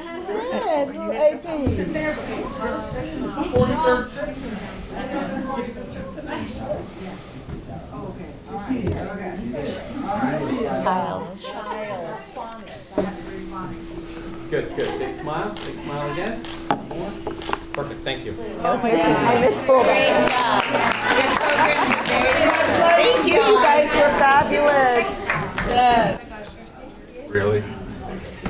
Thank you so much. So much great information in that presentation. This is my favorite, I think, part about our board meeting, so I'm going to miss it this summer when we don't get to see all the talent and the great things that are going on in our high schools. Thank you. And Mateo, I think there's a hosting job in your future. I'm thinking Dick Clark. I don't know. Brian Gilchrist. You know, everybody knows who Ryan Seacrest. Yeah. Maybe we'll see you on The Price is Right. Thank you. Thank you, Mr. Ott. So much. Thank you. Brady. Yeah. All right. Next is the strategic plan update. Dr. Vasquez. Thank you. I am pleased to introduce Dr. Border, and this evening he will be presenting on outcome-based contracting. If you will go back probably a year and a half as part of my entry plan, it's hard to believe that it's been that long. One of the items I was going to address was outcome-based contracting, and we have been able to partner with Chiefs for Change and other districts that have engaged in this process. We believe that there's the possibility of great savings, but more importantly, helping us identify which resources truly are giving us that academic return on investment. And I think that we're going to see this happening more and more across the country with other districts as they realize the potential this has to not only identify the services and products that are successful, that are worth the dollars, but then be able to see savings and be able to redirect those to other initiatives at the district level. So, Dr. Border, we are waiting to hear from you. Thanks, Dr. Vasquez. Good evening, Vice Chair Gallo, members of the board, Superintendent Vasquez and staff. I have the pleasure of sharing a strategic plan update this evening that highlights our move towards outcomes-based contracting, which will help us further progress on our OCPS 2025 strategic plan. The purpose of outcomes-based contracting is to empower Orange County Public Schools to be able to contract for clear student outcomes while striving for mutual accountability between the vendor, the school district, and our schools. A little bit of background. We are working with the Southern Education Foundation, and outcomes-based contracting with the Southern Education Foundation began with a planning and feasibility study at Harvard University. Their first cohort of districts in 2022 included Denver, Duval, Ector ISD in Texas, and Fulton County, Georgia. The 2023 cohort added Colorado Springs, Jackson, Mississippi, Richmond, Virginia, Santa Ana, California, and Uplift Education in Texas. We joined as part of the 2024 cohort, along with Cleveland, Fresno, Jefferson County, and Hillsborough. Key tenets to outcomes-based contracting are a shift from thinking about how much our services cost to how much they are worth, acting as a type of guarantee that our public dollars will deliver academic impact, and a focus on the current price of instructional intervention so as to ensure sustainability of funding moving forward. Traditional contracting compared to outcomes-based contracting. In traditional contracting, providers receive payment based on costs, student enrollment, and student completions. In outcomes-based contracting, providers receive some guaranteed portion of funding, i.e. a base payment, and a portion of the funding is contingent on the achievement of a predetermined set of outcomes. In traditional contracting, the district pays for services regardless of results, whereas in outcomes-based contracting, the district does not pay the full amount if agreed upon results are not achieved. In traditional contracting, the contract price is driven by provider costs and profit margin, whereas in outcomes-based contracting, pricing takes cost and budget into account, but is more driven by a willingness to pay for outcomes. In traditional contracting, results are priced the same, whereas in outcomes-based contracting, you weigh different outcomes and build in incentivized payments so districts can drive a focus on the outcomes that matter most to them and reward providers accordingly. So far, the Southern Education Foundation reports more than 14,000 students in the cohort districts being served through outcomes-based contracts with greater than 50% of the desired outcomes attained. Of the $12.5 million in outcomes-based contracts, approximately $4.9 million was tied directly to student achievement. There have been 55 unique providers that responded to the outcomes-based RFPs, with the smallest response of 10 and the largest response of 20. Our Orange County Public Schools outcomes-based contracting team is led with our superintendent, Dr. Vasquez, our chief operations officer, Roberto Pacheco, senior director of procurement, David Wheeler, Cassandra Palm, our director of procurement, senior director curriculum and digital learning, Marcy Wheeler, senior executive director for the chief academic office, James Larson, senior director of multilingual services, Josie Medina, and our director of the Office of Management and Budget, Ernest Jean Baptiste, director of research, Xiaozheng Sun, and myself serving as the executive sponsor. I do want to stop for a second and just thank the team. They've been a tremendous support in collaborating through this process. And Josie Medina stepped forward with looking to do an outcomes-based contract for our English language learners, which I'll highlight shortly, and really just want to thank her for looking into that for our English language learners. Our team has participated in 5 sessions on outcomes-based contracting with the Southern Education Foundation. Session 1 allowed us to learn and generate alignment amongst the team. Session 2 helped us determine our target population, outcomes, and metric pairs. Session 3 is where we learned to define the pricing values for each outcome and the total potential cost of a contract.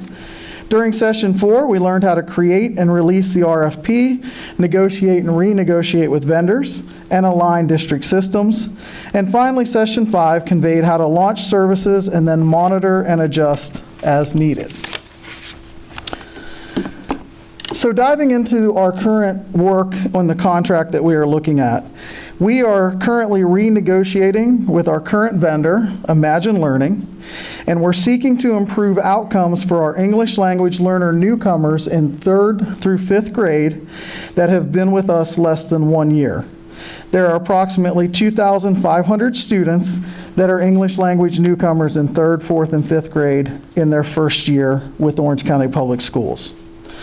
Our proposed student outcomes to measure are student improvement on FAST ELA percentile rank from PM1 to PM2 and PM2 to PM3 respectively, to improve performance level on FAST ELA from PM3 prior year to current year, and to reach level 3 or above on PM3 FAST ELA in the current year of the contract. Next, we analyzed data so that we could set our targets as part of the contract development. For middle of the year growth, we were at 50.7% prior year data in percentile rank increase from PM1 to PM2. As a result, we've set a target of 55%. For end of year growth, we were at 51.7% of our students improving their FAST ELA percentile rank from PM2 to PM3. Here we have again set a target of 55% for the contract we are proposing. For end of year achievement, we were at 40.1% of our students increasing by at least 1 performance level on FAST ELA PM3, and as a result, we've set a target of 45%. For level 3 and above, we were at 17.8% of our ELL newcomers less than 1 year scoring level 3 or above on FAST, and we've set a target of 20% for our contract development. So taking that a step further, a rate card is essential in an outcomes-based contracting process. To develop the rate card, we must first determine the amount of available funding. In this case, we have $210,000 available through Title III for our ELL newcomers in 3rd through 5th grade. After a base payment of 50%, which would be $105,000, we would have another 50% or $105,000 remaining. You'll see in the final column that we valued middle of the year growth at 10%, end of year growth at 15%, end of year achievement at 13%, and level 3 or above at 12%. If you add those percentages together, you get the other 50% or the other $105,000. If our goals are met, we would pay the remaining $105,000 of the contract. Payment occurs after each metric is measured.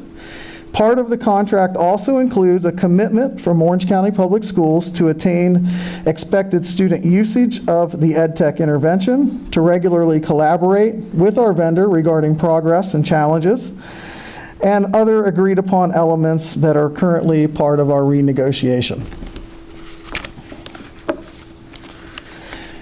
If we have a successful renegotiation, we will at that point, we'll align our district systems for successful implementation and monitor during the 24-25 school year.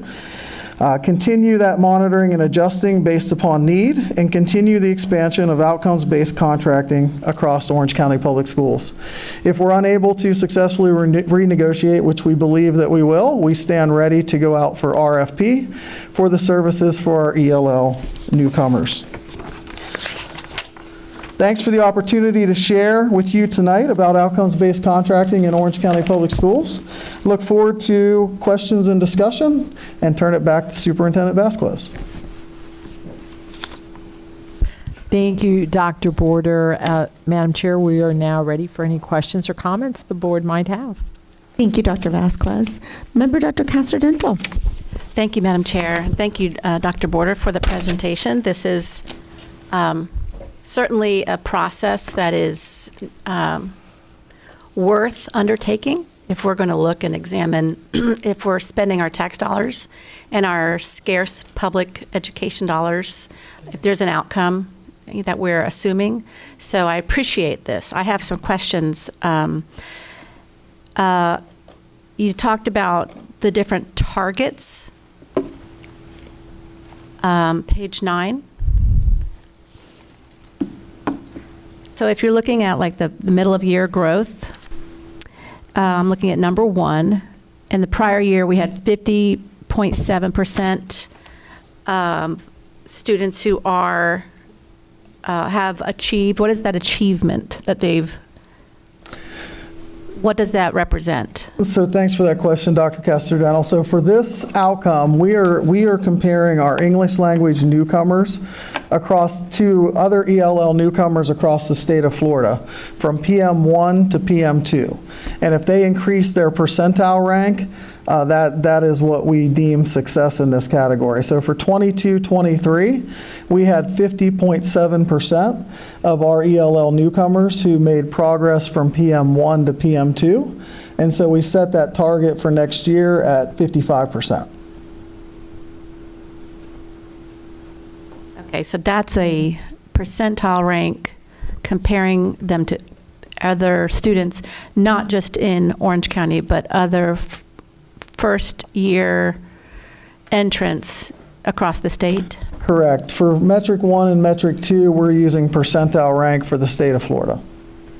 So just for clarification, this is Imagine Learning is a computer-based tutoring software for students who are learning English. Is that right? It's an EdTech intervention program for English language learners. It's focused on language development and also furthering their skills as they acquire the English language. Okay, and so we're judging that. We're trying to measure if Imagine Learning is having an impact on their English, their FAST ELA measurements. Okay, so the 55% target, we are asking that Imagine Learning achieve those different targets. How are those targets determined, and do they have some impact, some some input into those targets? They do. So as part of the renegotiation process we've been discussing, we will actually be sharing the contract from procurement with Imagine Learning later on this week. We've had preliminary discussions. So there will be a continued discussion. Dr. Castrodeno, to your question, we believe 55% is an appropriate target with a increase of 4.3% in this category. We look at our strategic plan too, where we're looking at 56% of our proficiency in ELA, and so we felt that this was an aligned target, but we will continue to see how those renegotiation discussions continue. Okay, another question? Sure. Okay. So I remember when I was teaching, I used Imagine Learning in my classes, and there were times when I would allow the students to go and, hop on the computer, and, sometimes they would spend 30 minutes here, 40 minutes here. So are we assuming that there's a certain amount of fidelity or usage of this program? So when we look at ed tech interventions, we look at the clearinghouse and what research is available. A lot of times for ed tech solutions, you will find research that's based upon program usage and students improving within the program. We wanted that to equate to our state assessment outcomes. And so to your question, Dr. Castrodeno, we look at all the available research that's out there, but we also believe through outcomes-based contracting, it will create additional pieces of research that will determine the success of programs. Implementation with fidelity is something that is expected as part of the shared accountability. What we're currently discussing, Imagine Learning expects 30 minutes per week. So we're in those discussions. I don't know that we're excited about a weekly minute requirement, whereas something that may be more cumulative, totaling 30 minutes a week, just in case you're not able to meet it one week, but you could meet it over the course of a semester or a grading period. Okay. Another follow-up, sorry. So who is tracking the amount of time that students are on? Is that Orange County Schools? Do we follow that and Imagine Learning? It's both, yes. So we will have regular meetings. It's another part of the accountability agreement in the contract. Right now, we're proposing that we meet every other week to discuss, successes and challenges. But sharing that data is part of those meetings. And yes, Imagine Learning has access to the data, shares reports with us, but we also have administrative accounts that allow us into the platform where we can see the same data that they are seeing.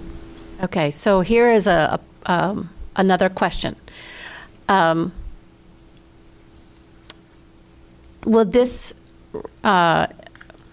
impact, like, the micromanaging of teachers? Superintendent Vasquez. Dr. Vasquez? So our focus is really to find what programs are working so that teachers have the best resources and tools. Whenever we spend money, it is our intent that the programs are implemented with fidelity. If not, we are not being good stewards of our dollars. And the public needs to know that we are using those dollars in a manner that is impacting change. And the biggest change we measure is student achievement. And so our goal is to simply provide the supports necessary for the implementation of programs that we are using dollars from the public. And hopefully what teachers will find is that instead of having 5 or 6 different programs that we cycle through, that they are able to find this particular program. If children are on it for 30 minutes a week, you're going to see children are going to achieve X level on the state assessment. And then as children progress, and in this particular case, language proficiency, there will be less need to use these intervention tools as children are moving up in the grades. And that's what we've seen, is that our return on investment on products that we are spending hundreds of thousands of dollars on aren't yielding the results. Now, is that because the product really doesn't do what they're telling us it does? Is it because they're not being implemented with fidelity? And more importantly, why? Is a teacher being told you have to do X, Y, Z, and that's not allowing me to be able to allow the students to be on the computer? We want to find out what are the hurdles the teachers are having if they can't implement the program with fidelity. That also goes to the science of reading, right? And so some might see that as micromanaging. I see that we are investing in research-based resources so that our teachers are using the very best, and we are able to support them in the implementation of those resources and products. Okay, follow up. Absolutely. Go ahead. Thank you very much for that explanation. And I agree with you. It is necessary to go through this process if we're going to be looking at how we're spending these dollars. And I just want teachers to know that we're doing this too, that we are taking a good look at the outcome this year. We're looking at it in a different way to see if it's valuable, so that they have the buy-in to make sure that it's happening. So I support this effort. I think it's an important process, and I appreciate it. I just want to make sure that it doesn't, the way it plays out isn't a principal saying, you must do this, or you didn't get your minutes in and there's a problem. So I just want it to be implemented carefully, and that's all. I think what's really critical for us, is communication, so teachers are aware, because this is only going to, this will not impact every single teacher in a school, or well, I should say, it will not impact most teachers at every school, depending on their ELL population and newcomers. But more importantly, like, why? Like, did they not get training? Are there other demands that are being placed on their time that we're not aware of that shouldn't be taking a priority over their time to instruct? And that, I think, is where we can really make some gains in making sure our principals and assistant principals understands the direction that we're going, and that teachers know that we're there to support them. At the end of the day, we're hoping that this is going to make the job easier, because there's fewer things that they're going to have to cull through as part of their instruction. Okay, thank you. Thank you, Dr. Kestel-Dintel, for those thoughtful questions. I do have a question before I go on to Member Gould, and this is not directed at you by any means, but I did see you look at the clock. Are we not using the timer for board members as discussed? We did, but there was a discussion after that where you didn't want to be timed when you had those discussions. I thought it was just during work sessions that we decided we wouldn't be timed. Not board meetings. Thank you. Sure, put the timer on. Well, it was 5. We moved it to 3. I thought it was 3 minutes during. Okay, sorry. It's 3 minutes. Karen, you're fine. You're fine. But I just want to ask, because we haven't been using it for a couple months now, and so, yeah. It's just for me. It's not for you. It's not just for Dr. Kestel-Dintel. Member Gould, you are recognized. Thank you. I really appreciate and support this model. Thank you, Dr. Porter, and all the time that you and I spent on the phone when we were reviewing this. I think it is, having done this in healthcare, a larger healthcare organization, it is a paradigm shift for our team. And it's just as important that training happen for our team to make that shift, because it's a much different relationship when it's a vendor, we buy it, we take it off the shelf, we put it in our schools, and it is disseminated, maybe not in the exact same way in every school. And they really are only called when there's a problem, right, as like support problem. This is truly partnership and planning. It also, some interesting outcomes that I think we will see is that our teachers who are utilizing this will feel more support from the content presenter, from the ed tech. Because if they do run into a problem and they know there's this expectation of partnership, they can either go to their leader, or I would assume there's going to be some kind of support for them, and maybe feel a little bit more comfortable about getting a question answered and solving that, instead of going like, oh, well, it didn't work and I'm going to move on. And I personally would love to see this duplicated across all departments in all ways that we do things, because I think it also helps our vendors to understand our very meager dollars in a whole different way.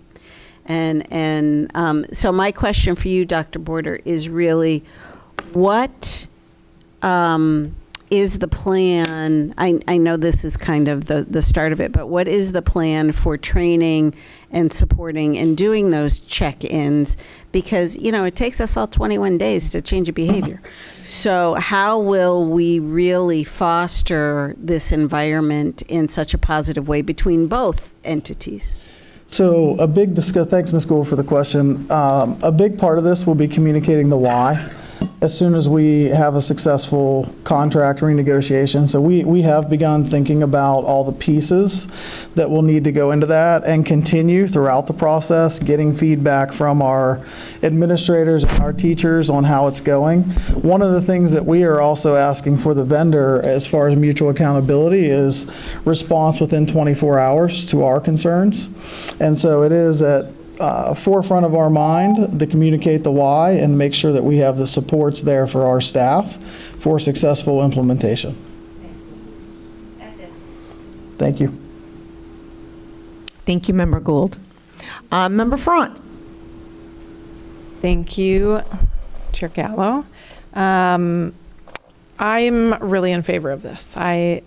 I loved our discussion prior. I think it really does hold everyone accountable.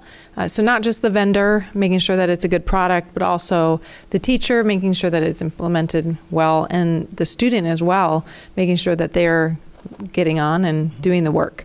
Because really, ultimately, that's who it's for, making sure that our kids are succeeding in our understanding, in this case, learning English. So some questions that I have, is this implemented only at school, or is this something that students can do at home? So thanks, Ms. Ferrand, for the question. That'll be something we discuss in implementation. Me thinking about this right now in 3rd through 5th grade, I could see some opportunities before school and after school. A lot of schools have labs for students to go into. It could also be assigned as homework because it is, online. There's also opportunities potentially in the 90-minute reading block daily, as well as intervention time that happens in the elementary level as well. So I'm sure there are a lot of other ideas that staff, teachers, and administrators will have as well to attain the minutes. And, I think that, kind of on the earlier discussion, we're open to all those implementation ideas that are going to work in providing this tool for our students to get access to it to help them learn English, and for us to see if this is going to work to help them learn English. We certainly, in our discussions, believe that there's a belief that we believe that it can, and we want to see that through an outcomes-based contracting lens and see where we land then with our student outcomes. Awesome. Well, I love to see this. I think, as Dr. Vasquez was saying, this really is showing the return on investment on public dollars. And so making sure that we're not just spending a bunch of money on a whole bunch of different items, but really focusing and seeing, is what we're buying working? And so I appreciate it. I know there's a lot of work that goes into this, but thank you for all your hard work. Thank you. Thank you, Member Front. Member Byrd. Thank you. Yeah, I think that so much of this is just incredibly positive. And I think that we could have great outcomes. My question is also to the expected student usage. What happens in the contract, or have you gotten to that in the contract yet, where if there isn't accepted student usage? So thanks, Ms. Byrd, for the question. So we're going to come to some type of agreement, hopefully, on what the usage requirement is. The discussions so far have been 30 minutes a week from Imagine Learning, and then also an expectation for lesson completion, which essentially, if you're completing the lessons, then you'll get the time.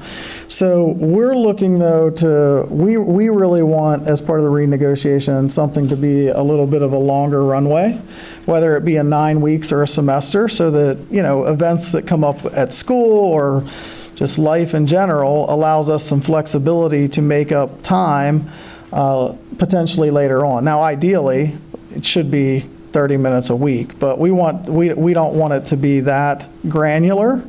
We want it to be a cumulative piece. But to your question, if we don't meet the time requirements, then we would technically pay full price, which right now we do. We pay the money up front for the service. So certainly that's not where we want to end up, but that we would pay as part of that mutual accountability. That's a process outcome that would be included. And if we didn't hold our end of that, then we would owe the vendor the dollars. Okay, that's what I figured. And then I agree with Member Castor-Dental. We just don't want to make sure that it's not coming back around to, you didn't get your minutes in. The district's gonna, we of course don't want that to happen. So, but I agree wholeheartedly with everything that the superintendent said. I think that the big advantage here is that this really adds validity to us, to our programming, for the public, and for us to be able to really show them this is why we do this. Because we get those questions a lot. You have a lot of parents that'll be like, I don't understand why you're spending all this money on this. Or even teachers sometimes will say, why are you spending money on these programs? So I really think that for us to be able to hone in on the real productive programs and show data, this is what these programs are doing, I think really gives us a standing and gives us, that validity in the community. And also, for years since I've been on the board, we've been really trying to focus on closing these achievement gaps. So I'm appreciative of this new approach to trying to find a way to be more deliberate in that practice of trying to close those achievement gaps. And I know that I praise the superintendent on that, because since she's been our superintendent, there have been some significant changes that I think are real deliberate moves to close those gaps that we've really been trying to for years do. So yeah, I think it's great. Good. Thanks, Ms. Byrd. Thank you, Member Byrd. Member Salamanca. Thank you, Vice Chair. This is so exciting. I am, this is right up my other, where I've spent my time as in venture capital and thinking a lot about ed tech. So hearing about this outcome-based decision-making is incredible. I think for context, ed tech education was such a nascent field the past 10, 15 years. And the reality is that a lot of the early tools that came down the pipeline that districts across the country, not just OCPS, bought, might, one, not have been that effective, and two, might have just not been that great, just implementation outcomes. And it was really hard to measure this. And unfortunately, the downside to this is that because these products were maybe not the best and also not effective at teaching our students what they needed to be learning, our teachers are rightfully incredibly skeptical. because they took time out of their days every day that are very busy implementing and spending time on tech tools that they knew themselves were not working. They know it. They know when something works and doesn't work in teaching a student to read or teaching a student some math or whatever it is. And that skepticism that our teachers and staff hold is going to be really hard to undo. Not just for us, not for our district, but just in the entirety of education. And this is something that EdTech as an industry will have to handle. But this is an incredible step forward that I think is happening now across other districts. And I'm really excited that OCPS is taking this on because these are taxpayer dollars. We have accountability to these dollars, and we have accountability to be doing what we say we're doing, which is educating our students. But I'm excited to see how this slowly gets rolled out. I think how we communicate this with our educators is going to be key because of that very warranted skepticism. But this also does not succeed if our teachers do not start implementing it in the ways that are needed for us to actually measure real outcomes. And so I think it's a big, steep mountain ahead of us to be able to bring these two together. I think the accountability is great, but I also think the implementation will be key, and that adherence to it. The other thing is that we will be learning alongside many of these companies truly what is good versus great versus efficacy across. Many of them have their own theses of what curriculum and learning looks like, but it very rarely does a tool like this get to implement across a massive district like this. They're learning alongside us. And I think that collaboration is really important because most of these companies have really great intentions, but ultimately it's very costly to get it wrong.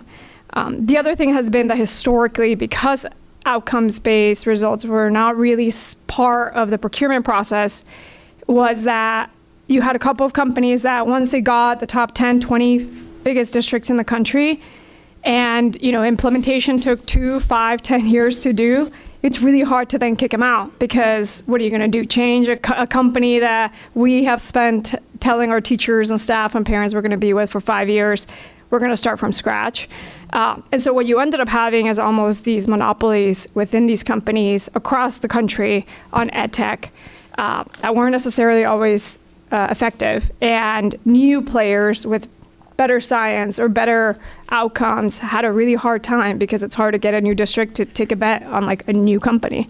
So I think it's great. I think it's great for education generally. I think it's incredible for EdTech. I think it's going to be hard as a district, but I'm confident that we're doing this with the best intentions, and I'm really, really excited about this. One of the questions I have long-term, which... Member Salamanca, your time has been up. Was just procurement. Does this change procurement? Okay, go ahead. Are we thinking about changing procurement? Thanks, Board Member Salamanca, for the question. Yes, so our team, we've been meeting weekly for several months now, and a couple of the themes of the weekly meeting have been based upon how this discussion went tonight. How do we prepare potentially for ramp up? And so those discussions are happening. David Wheeler, Cassandra Palm, Roberto Pacheco are all part of our team.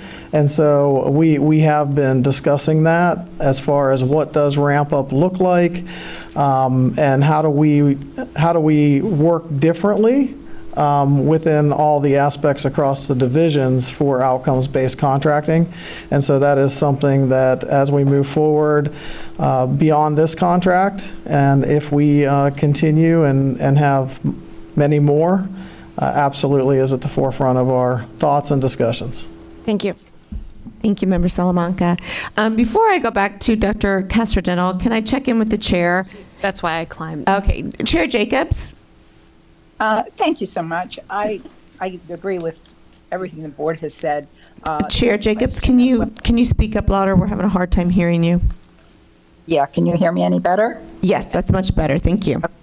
Yes, thank you. I appreciate all the board's comments. I also appreciate the superintendent taking this direction as she's done with so many things. I'm really excited about it. I think the one question that I had to do with ramp up, and Dr. Border, I think you answered kind of most of my questions on that. I'm assuming that while you're recognizing the enthusiasm of the board, you'll be measuring that against how successful this is before we dive full into this. Yes, thanks, Chair Jacobs. Thanks, Chair Jacobs, for the question. Absolutely. So our goal right now is successful renegotiation of this contract.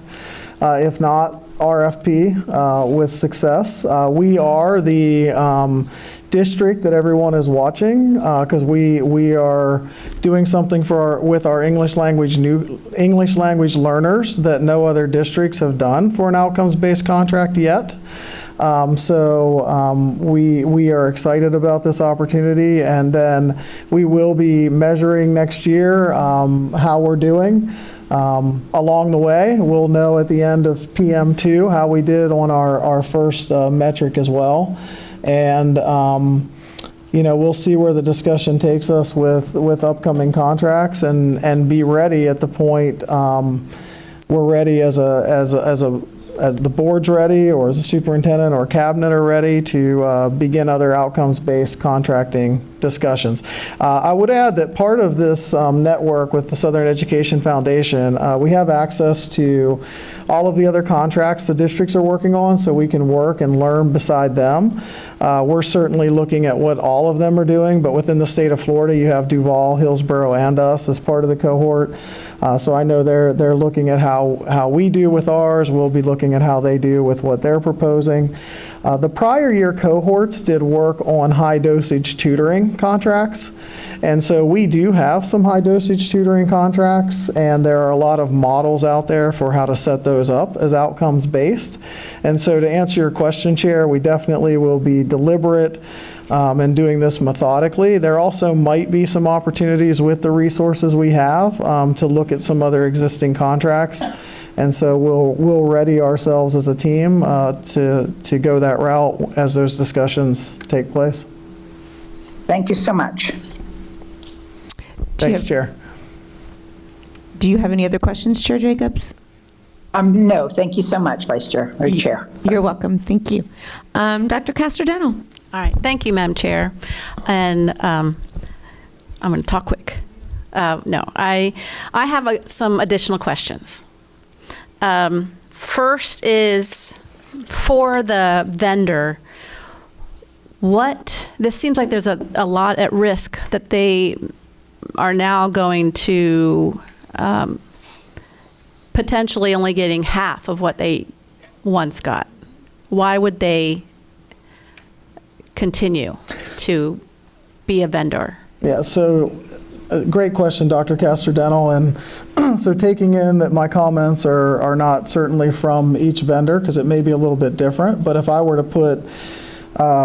look through it through their lens, I would think opportunity with 8th largest district in the nation with our number of ELL newcomers to really show that your product can impact our outcomes as measured on a state assessment versus just program usage data.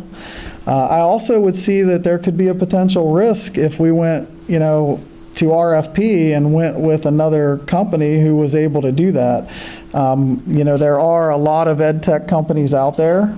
Some have certainly been around and established for a long time, but there are always new ed tech companies coming into the market, of course, always touting their programs, which, I think one of the beauties of outcomes-based contracting is we can tie it to state outcomes, not just program data. And so those are some of the things. I mean, I'm concurring with you. There's risk. But I also think there's risk by not engaging in this as this movement continues to go forward. Thank you. Is there incentive for them if they reach these goals? Yeah, so great question. And so if I turn back to the proposed rate card, so I indicated we had $210,000 for this intervention for ELL newcomers 3rd through 5th grade. Prior year was $190,000. So our Senior Director of Multilingual Services has $210,000. So we've incentivized this contract in a sense that if all metrics are met, the vendor could actually earn another $20,000. As we continue down this path, if I were to look into the future, if we met all these metrics this year and we're well above those targets, then we might be wanting to set much more assertive targets in the future for those payments. And so that'll be something that we continue to monitor as we go along as well. But yes, we did incentivize this contract potentially if all targets are met. And that is part of outcomes-based contracting. And then you determine which of those outcomes you value the most, and you can certainly redirect the majority of the incentive to one more than the other. I mean, in this case, our percentages aren't too far apart on these, but you certainly could value one at a much higher level. Yes, Dr. Vasquez. Additionally, part of the training and exercise that we go through identifies other costs that we incur as a result of students not achieving proficiency, such as tutoring, such as additional interventionists. And so when you look at the total cost of what we are paying for those children that are not reading at proficiency by third grade, it's a very high number. And so the goal is that you concentrate dollars on what works so that you are using the very best research-based resources, you're getting the outcomes, and you're spending less dollars on intervention as the children are progressing. And the dollars we spend just on tutoring is alarming, which is one of the reasons we've switched up our model and have gone with high dosage tutoring during the day. And we're tracking that, and we're seeing some good results. But there are costs that are associated outside of just the product that when you look, well, if we're able to get 80% of our children that are newcomers fluent in 2 years, we may have paid $30,000 more in the short term, but in the long term, you're saving significantly more dollars with these ancillary products and services. Thank you, Dr. Vasquez. I have a couple more questions. Sure. So that I don't talk too much. Thank you. Okay, so I want to go back to the identification of targets slide. Okay, so I'm having a little difficulty understanding, again, the targets. And we're looking at the prior year data. I'm just going to use the first row, 50.7% of, I assume that means kids increased at all? 50% kids had some kind of increase in their progress monitoring? Not necessarily how it compares to others in the state. It's like of our students, 50% increased from one progress monitoring to the second. Is that? So great question, Dr. Castrodano. So for these first two metrics where we're using percentile rank, part of this was the discussion with Imagine Learning, that they really, my understanding of what they really wanted to propose was a growth model, whereas we kind of started the discussion at a proficiency or above model. And so to meet in the middle in that conversation, we began to look at growth. So our team, the OCPS outcomes-based contracting team, began to look at, specifically with my office, research, measurement, and strategy, what data could we look at that would be growth that we would be interested in. And so for these first two, when we talk about percentile rank, this is a comparison across the state of our students and how they improve from PM1 to PM2. So if you compared all the students now, there would be a percentile rank. And so when that's in at PM1, we're going to look at it again at PM2. And if 50.7%, well, 55% of our students or more make that growth compared to other ELL newcomers across the state, then that's where we're going. That's where we would pay that amount for the first metric. Okay, I think some of the terminology is confusing here. Percentile rank versus percentage who have reached a certain level, or just percentage of students who made an increase from one to the next. Because percentile rank would be what I believe, like a 50.7% is our students do better than 50.7% of the students. So I'm not clear on what those measurements are or targets. And I have another question. You don't have to clarify it today, but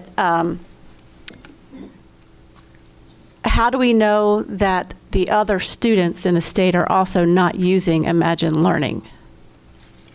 So how do we know? How are we comparing? Because we may never see any growth if other students are also using that across the state. Yeah, that part, Dr. Kessler-Dental, I don't know that we would know, but I can certainly follow back up on the percentile rank clarification. Okay. Question. Okay, thank you. I just have some more questions about how that's going to be structured, because I think that's important if we're setting targets, but I'm not clear. It's not clear to me, so I don't know if it's clear to everyone what those targets are, and then if they're actually achievable. So I just want to make sure that that's set up accurately. No, thanks for the question. We believe, based upon the prior year data, that we believe 55% is a reasonable target. I mean, we'll see what the discussions are with Imagine Learning, but I'll certainly follow back up with you on the percentile rank. Thank you. Thank you, Dr. Kessler-Dental. Okay, I had a couple questions, and when I'm looking at this on page 9, regardless of what happens across the state of Florida, if our students receive 55%, then they've met the mark. So it really doesn't matter what happens. So as a state, they do 60%, our measurement was 55%, so they would still meet their mark. Is that correct? So, Ms. Gallo, thanks for the question. My understanding is the percentile rank is going to be based upon how our students do across the state, but I'm going to get clarification on that and follow up with the board on the percentile rank specific definition of that. But our discussions have been about, this is a comparison of our students across all the students within that category within the state. And then based upon that, if they move up in their percentile rank, 55% or more of them, not just the percentage of it, that's what that metric is based upon. But I'm going to get clarification and follow up with the board. Wonderful. Thank you, Dr. Border. And I do like this concept on outcomes-based contracting. You know, I've been saying for years, what if we're measuring the wrong things? What if we're measuring it in the wrong way? How do we know it's working? You know, we've had 25 years of educational reform, and outside the initial bump we had in the first 5 years, the numbers have been relatively stagnant when you look at achievement gaps. We haven't really narrowed those gaps in a very long time. So I do believe that it's going to take innovative ideas and innovative ways to move that needle.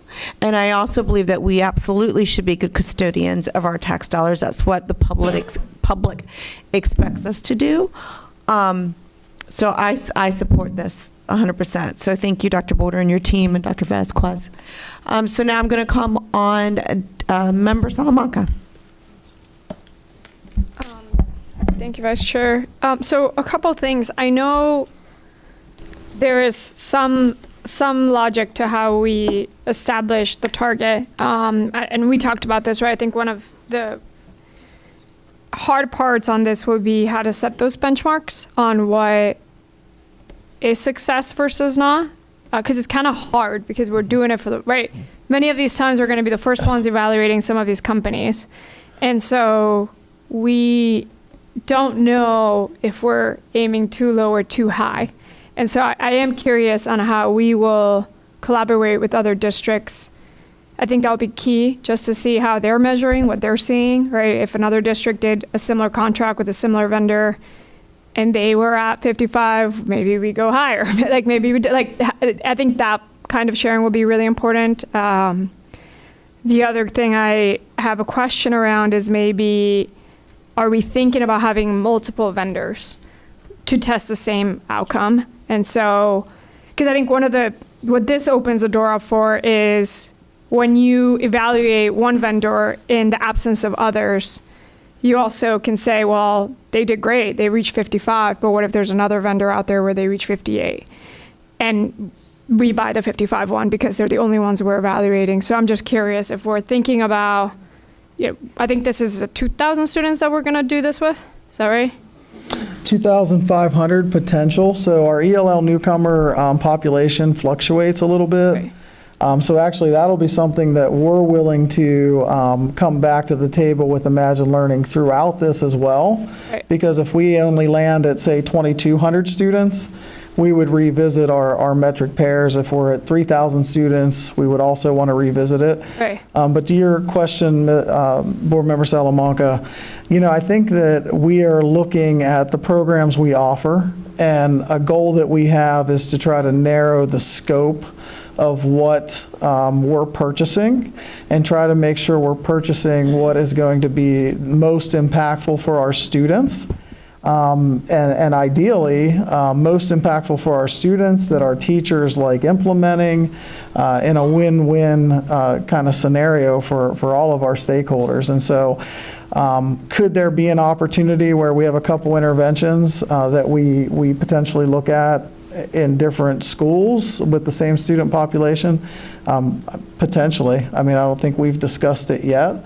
But, if you look at an ELA intervention for reading or math in a district our size, when you talk about that number of thousands of students, if we were to go down that road in the future, it certainly might be worthwhile to look at more than just one.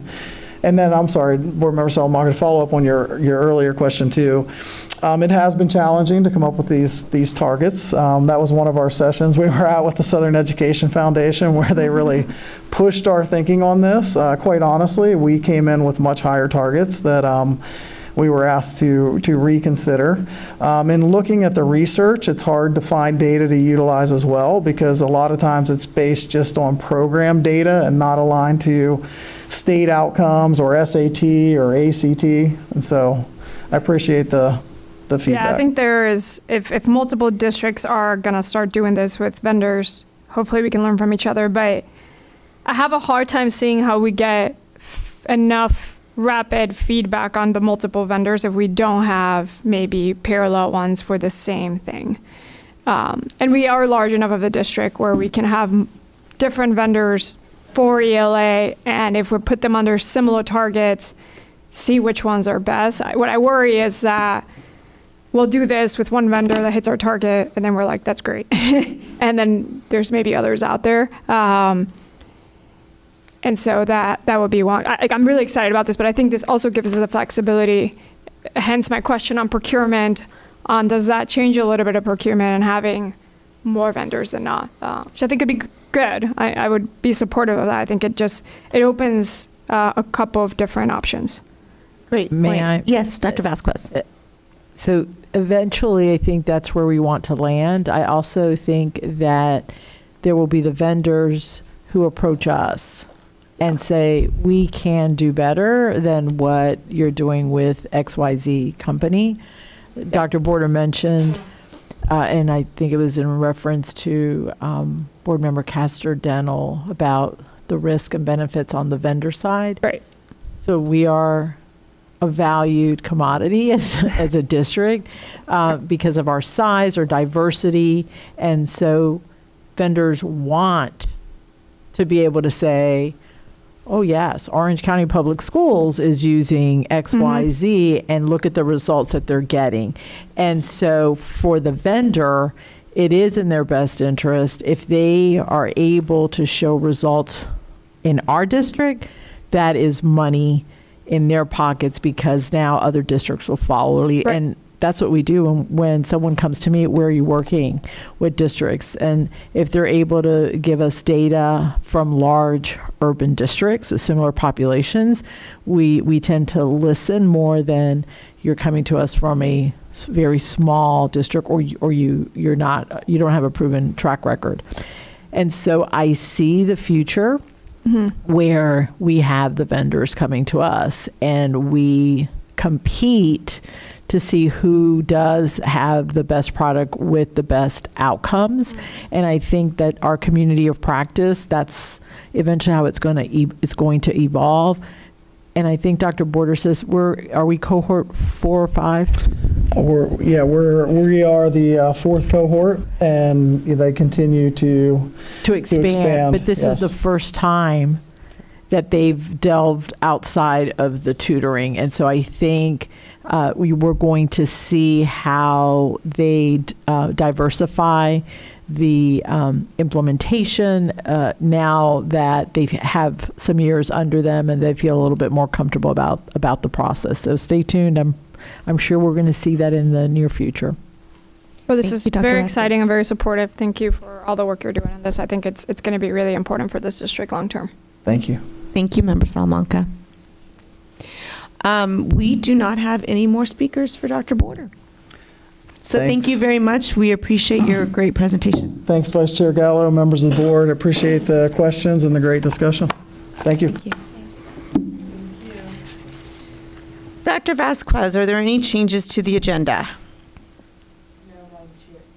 No, Madam Chair, there are no changes to the agenda. Thank you. I will entertain a motion to adopt the agenda as posted. Member Castro-Dental, motions to approve. Do I have a second? Member Ferrant issues a second. All in favor, say aye. Aye. Chair Jacobs. Thank you, Chair Jacobs. Motion passes unanimously. Are there any speakers this evening, Mrs. Info? Awesome. Seeing that we have no speakers, I will ask for a motion to approve the consent agenda. Moved by Member Byrd. Second. Second by Member Salamanca. All in favor, say aye. Aye. Chair Jacobs. Aye. Motion passes unanimously. Now we are moving on to the non-consent items of the agenda. Dr. Vasquez, next we'll hear from you. Thank you, Madam Chair, and I'll make my remarks brief. It's been a fun meeting, lots of celebrations, but I know we're all tired. So just a couple of updates. Number one, we are in the open enrollment process, and this time every employee has to go in and select a plan. We've been trying to communicate that out to our employees. It's not a difficult process.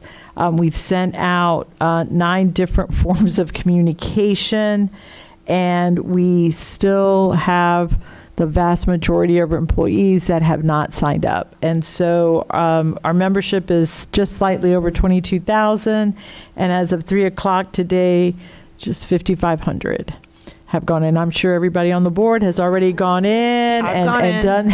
I have. But we just need, we're encouraging employees, and I know Dr. Armbruster sent out communication to schools.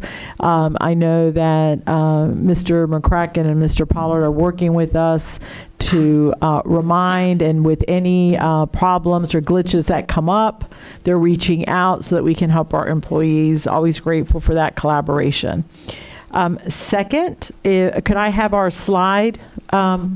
We have a friendly competition amongst our board members.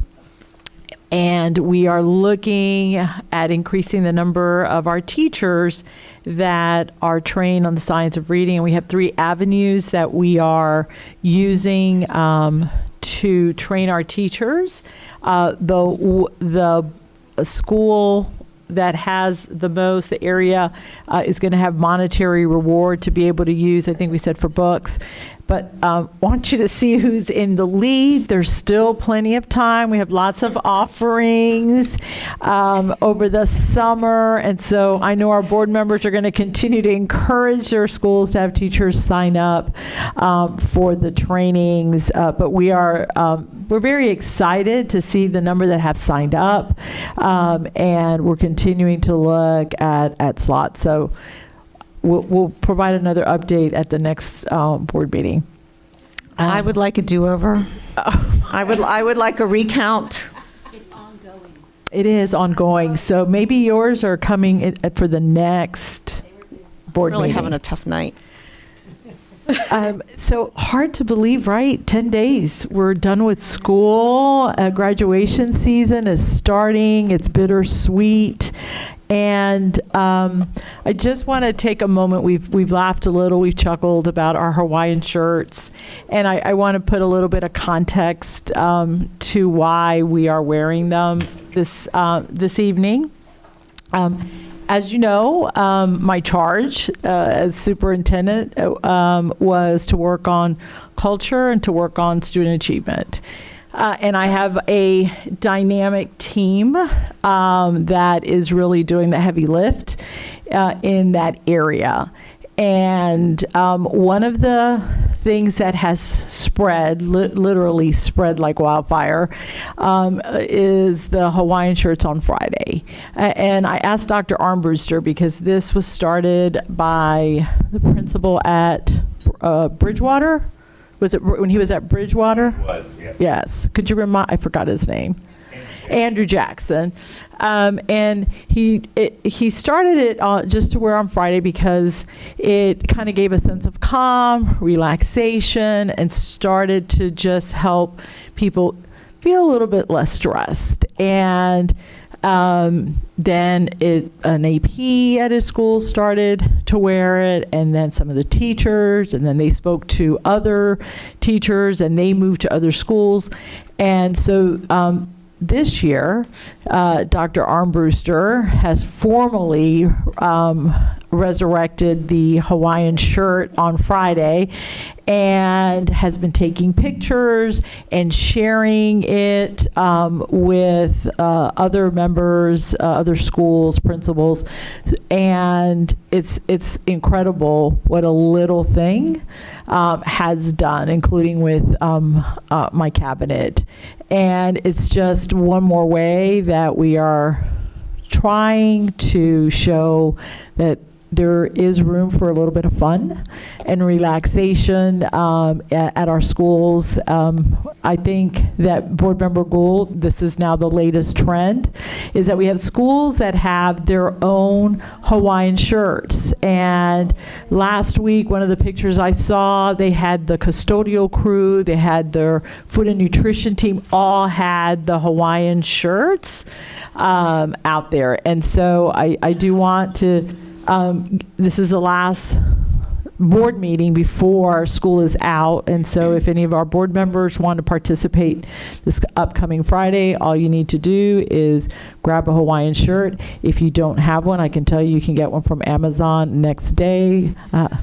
Personal experience. But it really has been great to see how this little thing has brought about some joy, some community building at our schools.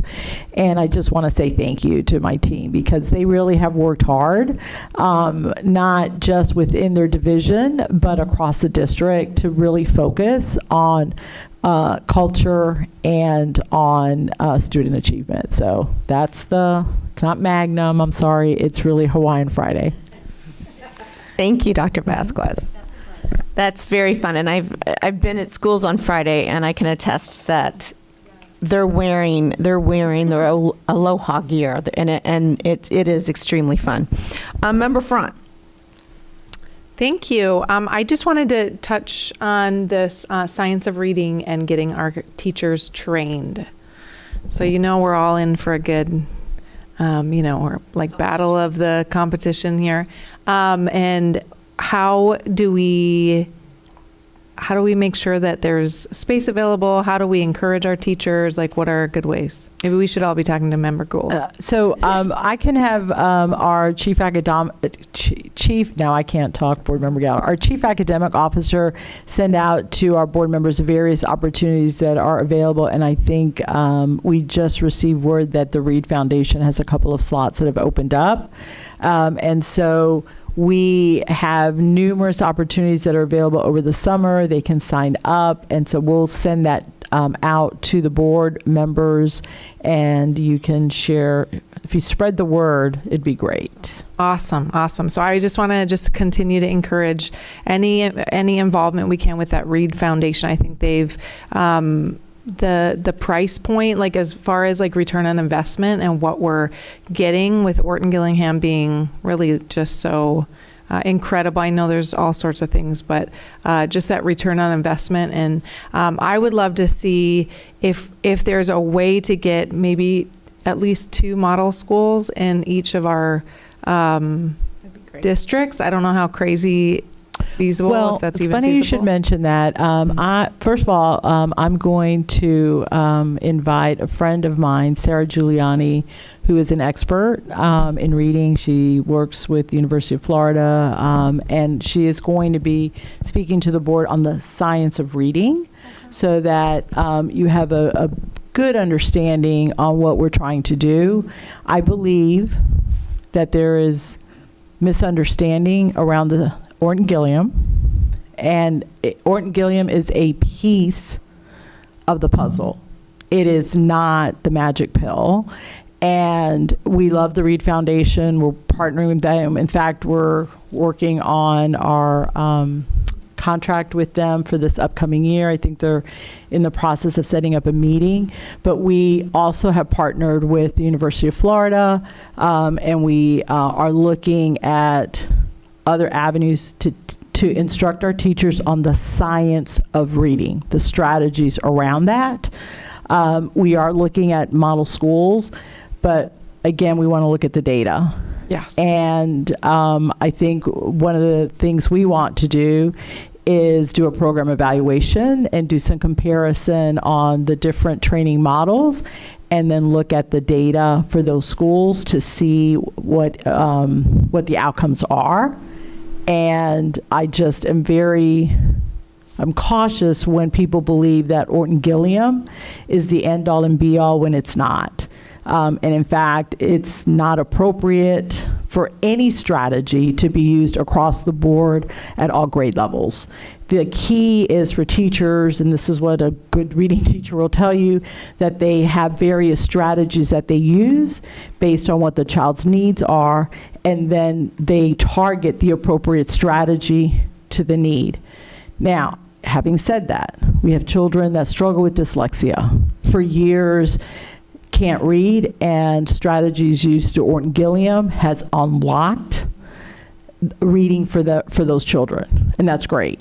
But that's not the vast population of our students. And when our teachers are in classrooms, we need to make sure that they have a basket or bag of tools to be able to use based on the knowledge they have about what children need. And so I think we have 4 model schools right now, and would certainly want to take a look at how those schools are doing, if that model is working, because the Reed Foundation provides quite a bit of support.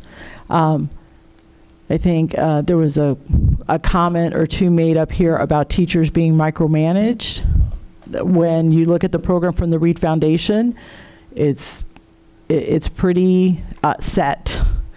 And there's not a whole lot of wiggle room based on the information that I've read. And so we will continue to partner with them and train our staff, but it's not the only venue or the only avenue we're using. And they couldn't, even if they were our sole provider of training. and we'll come back to the board with more information on the model schools. Awesome. Thank you so much. Thank you, Member Farrant. Just to clarify, so the Reed Foundation does have some slots opened for that first week in June. They're for Title I schools only, and they're scholarships. So only those in Title I's can apply. So I just want to clarify before people started emailing. Member Gould. I thank you, Member Farrant, for the question, because I also wanted to know how I can keep my lead. So I wanted to, I just have great teams in the West, and I wish I could take credit for that, but I can't. But also on the insurance component, I had an idea for you. One, I don't think a Connect Orange went out to all employees. I know you've communicated it a lot because I've seen it. But two, okay, that was on there. Okay, because I didn't. So is it only to those that enrolled, but previously? Because I know I didn't get one on signing up for the health insurance.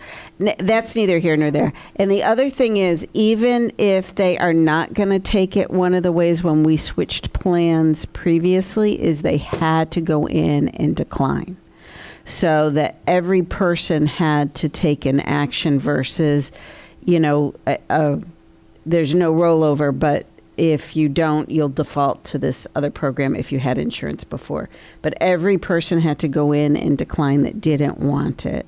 And that was helpful in trying to know how many were taking it, made other arrangements, did whatever. Yeah. If they don't select, if they're currently enrolled and they don't select, it automatically defaults to the SureFit plan. I saw that, but if you want everybody to take action and take a look at it, and even if they have to go in and check the box of no because you already have insurance somewhere else or you're declining it, it just requires everybody to take a look at it, which gets people talking about it, which helps to spread the word for those who are like, oh my gosh, I didn't do that yet.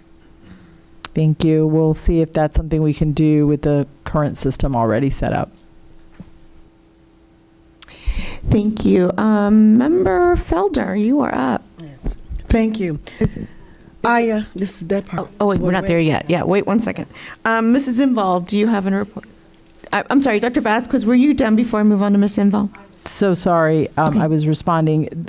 Individuals have until June the 6th to sign up, so there's still time.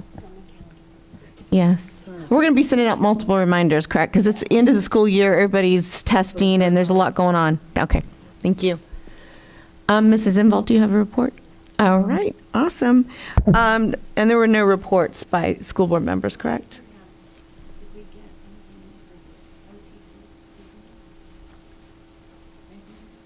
No.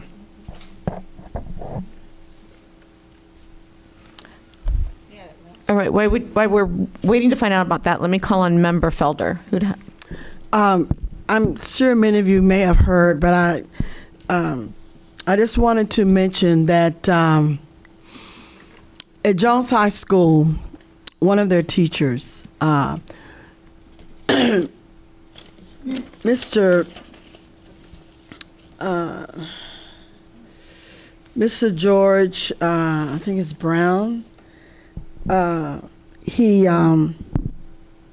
passed. And he's one of the math teachers that is extremely instrumental. They call him Boogie. Instrumental in a lot of the students passing, getting ready for graduation. So he was a senior teacher also. And I'm talking about it because my mind is going back in June of 1974 when I graduated from Jones High School, and one of our favorite teachers was Pat Pineset. And we knew she was sick, but sometimes you don't know the severity of it. So in September, she passed. So we had already graduated, but it just messed with us so from all over the country and the state, that those of us who are in colleges. And I remember how serious it was for me. I wanted to leave school. I just couldn't function. It was difficult. So Mary Bridges and Dr. Britt Dispenza and Dr. Jose Martinez, they're going to come up with a plan to deal with these children at graduation, because it is a happy occasion. It's almost like the line in Romeo and Juliet when she says to him, "Parting is of such sweet sorrow."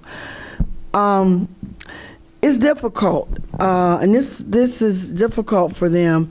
So I want you all just to remember the seniors, the class of 2024, and of course the class of 2025, and the class of 2026 and 2027, because he taught those children, and he had been with them to the prom, he'd been with them at Grad Bash, and then Wednesday, this happened.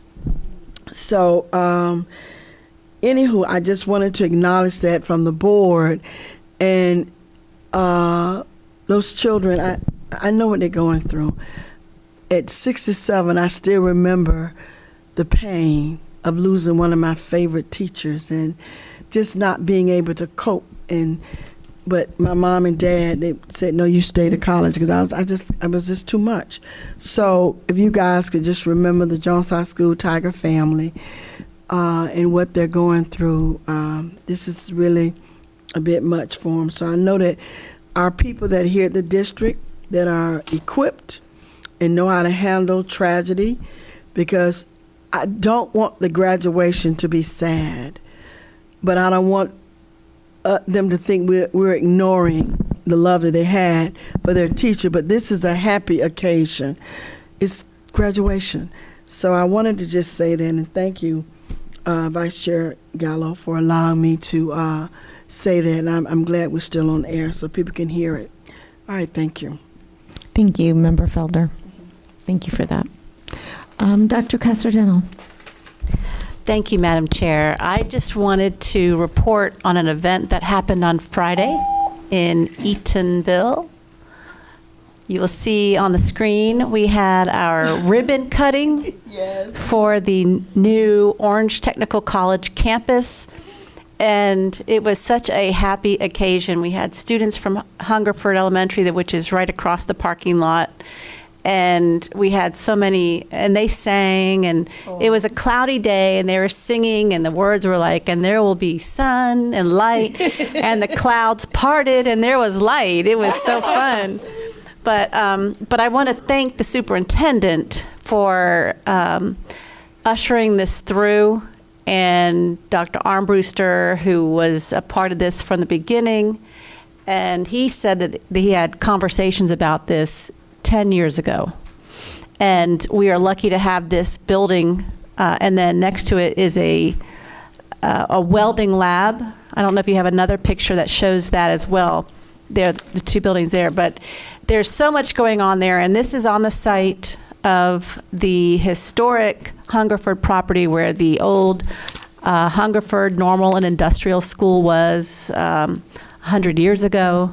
So this is a legacy school in that it is returning to the vocational aspects. So they'll have plumbing apprenticeships, electrical, welding, computer ed courses, adult education courses, GED, and also training for our paraprofessionals for Orange County Public Schools. And we are flexible in what we offer. When the residents say there are other interests, we can respond. And it was just such a great event, and I'm so glad, and it's already up and running. And thank you so much, Dr. Vasquez. Thank you, Dr. Castro-Dental. So I wanted to bring up a policy that I'd like to bring before the board. It's policy KCE. It's a very long policy. It's about lobbying and ethics. There's a part in the policy that I specifically want to review that talks about our employees being able to give testimony. And while we have exemptions for nonprofit, it's caused an issue with the current nonprofit that we do business with because they're also a vendor and a nonprofit, but the services that they push in to our schools, they do so for free and they don't collect dollars. It's trainings that they do for the summer is where the vendor part comes in, and the way the policy is written and legal's interpretation of it won't allow this nonprofit from taking testimonies from schools on the good work that they're doing in there that they can share with their board and their members. So I would, and there's probably other items in that policy that we need to review as well. It's, like I said, it's lengthy, it's long, and it's been a while since we looked at it, but I'd like to bring it back before the board specifically for that one little paragraph in there. So if the board is okay with that, I'd like to add that to the agenda. KCE? Does anybody have any questions? No, we can do it. Are we good with moving forward? I'm good. Good. Pam? Yep. Chair Jacobs? Yep. All right, thank you so much. Wonderful, so we'll get that on the schedule, and John's working on some alternative language so that we don't lose the essence of what we're trying to accomplish, but can still allow some of our nonprofits to use testimonials. Member Salamanca. I am kicking off, so I wanted to invite other board members to join me. Before I became school board member, I used to work with the district on gathering all the super scholars every year, and it was a chance for them to get to know each other. As you know, there's not many that get to go to the top schools at each of their schools, so it's a very lonely journey to be the only kid that ends up at a Harvard or at Stanford. And majority of students at those schools do not look like us from OCPS or have similar backgrounds demographically or socioeconomically speaking. So it is very lonely. So I usually gather the super scholars together to build community amongst themselves, since they're across different schools, not even the same district, and also try to have previous alumni or past super scholars come and talk to them about how to make the most of the first year, how to navigate such difficult, both academic but also social parts of going to those schools. And so I welcome any of you. You'll have the information in your email for when we come together. I had to figure out, post-graduation, but before summer break and all that. So all of you have super scholars in your districts, and we'll usually host them here, and they'll come, and it's a good time. So stay tuned for that invitation. Thank you, Member Salamanca. That's wonderful. We do look forward to it. Thank you. That is a great idea. All righty. Did you have something else? Oh, okay. No. All righty. Seeing no further business before this board, we are adjourned. Have a great night.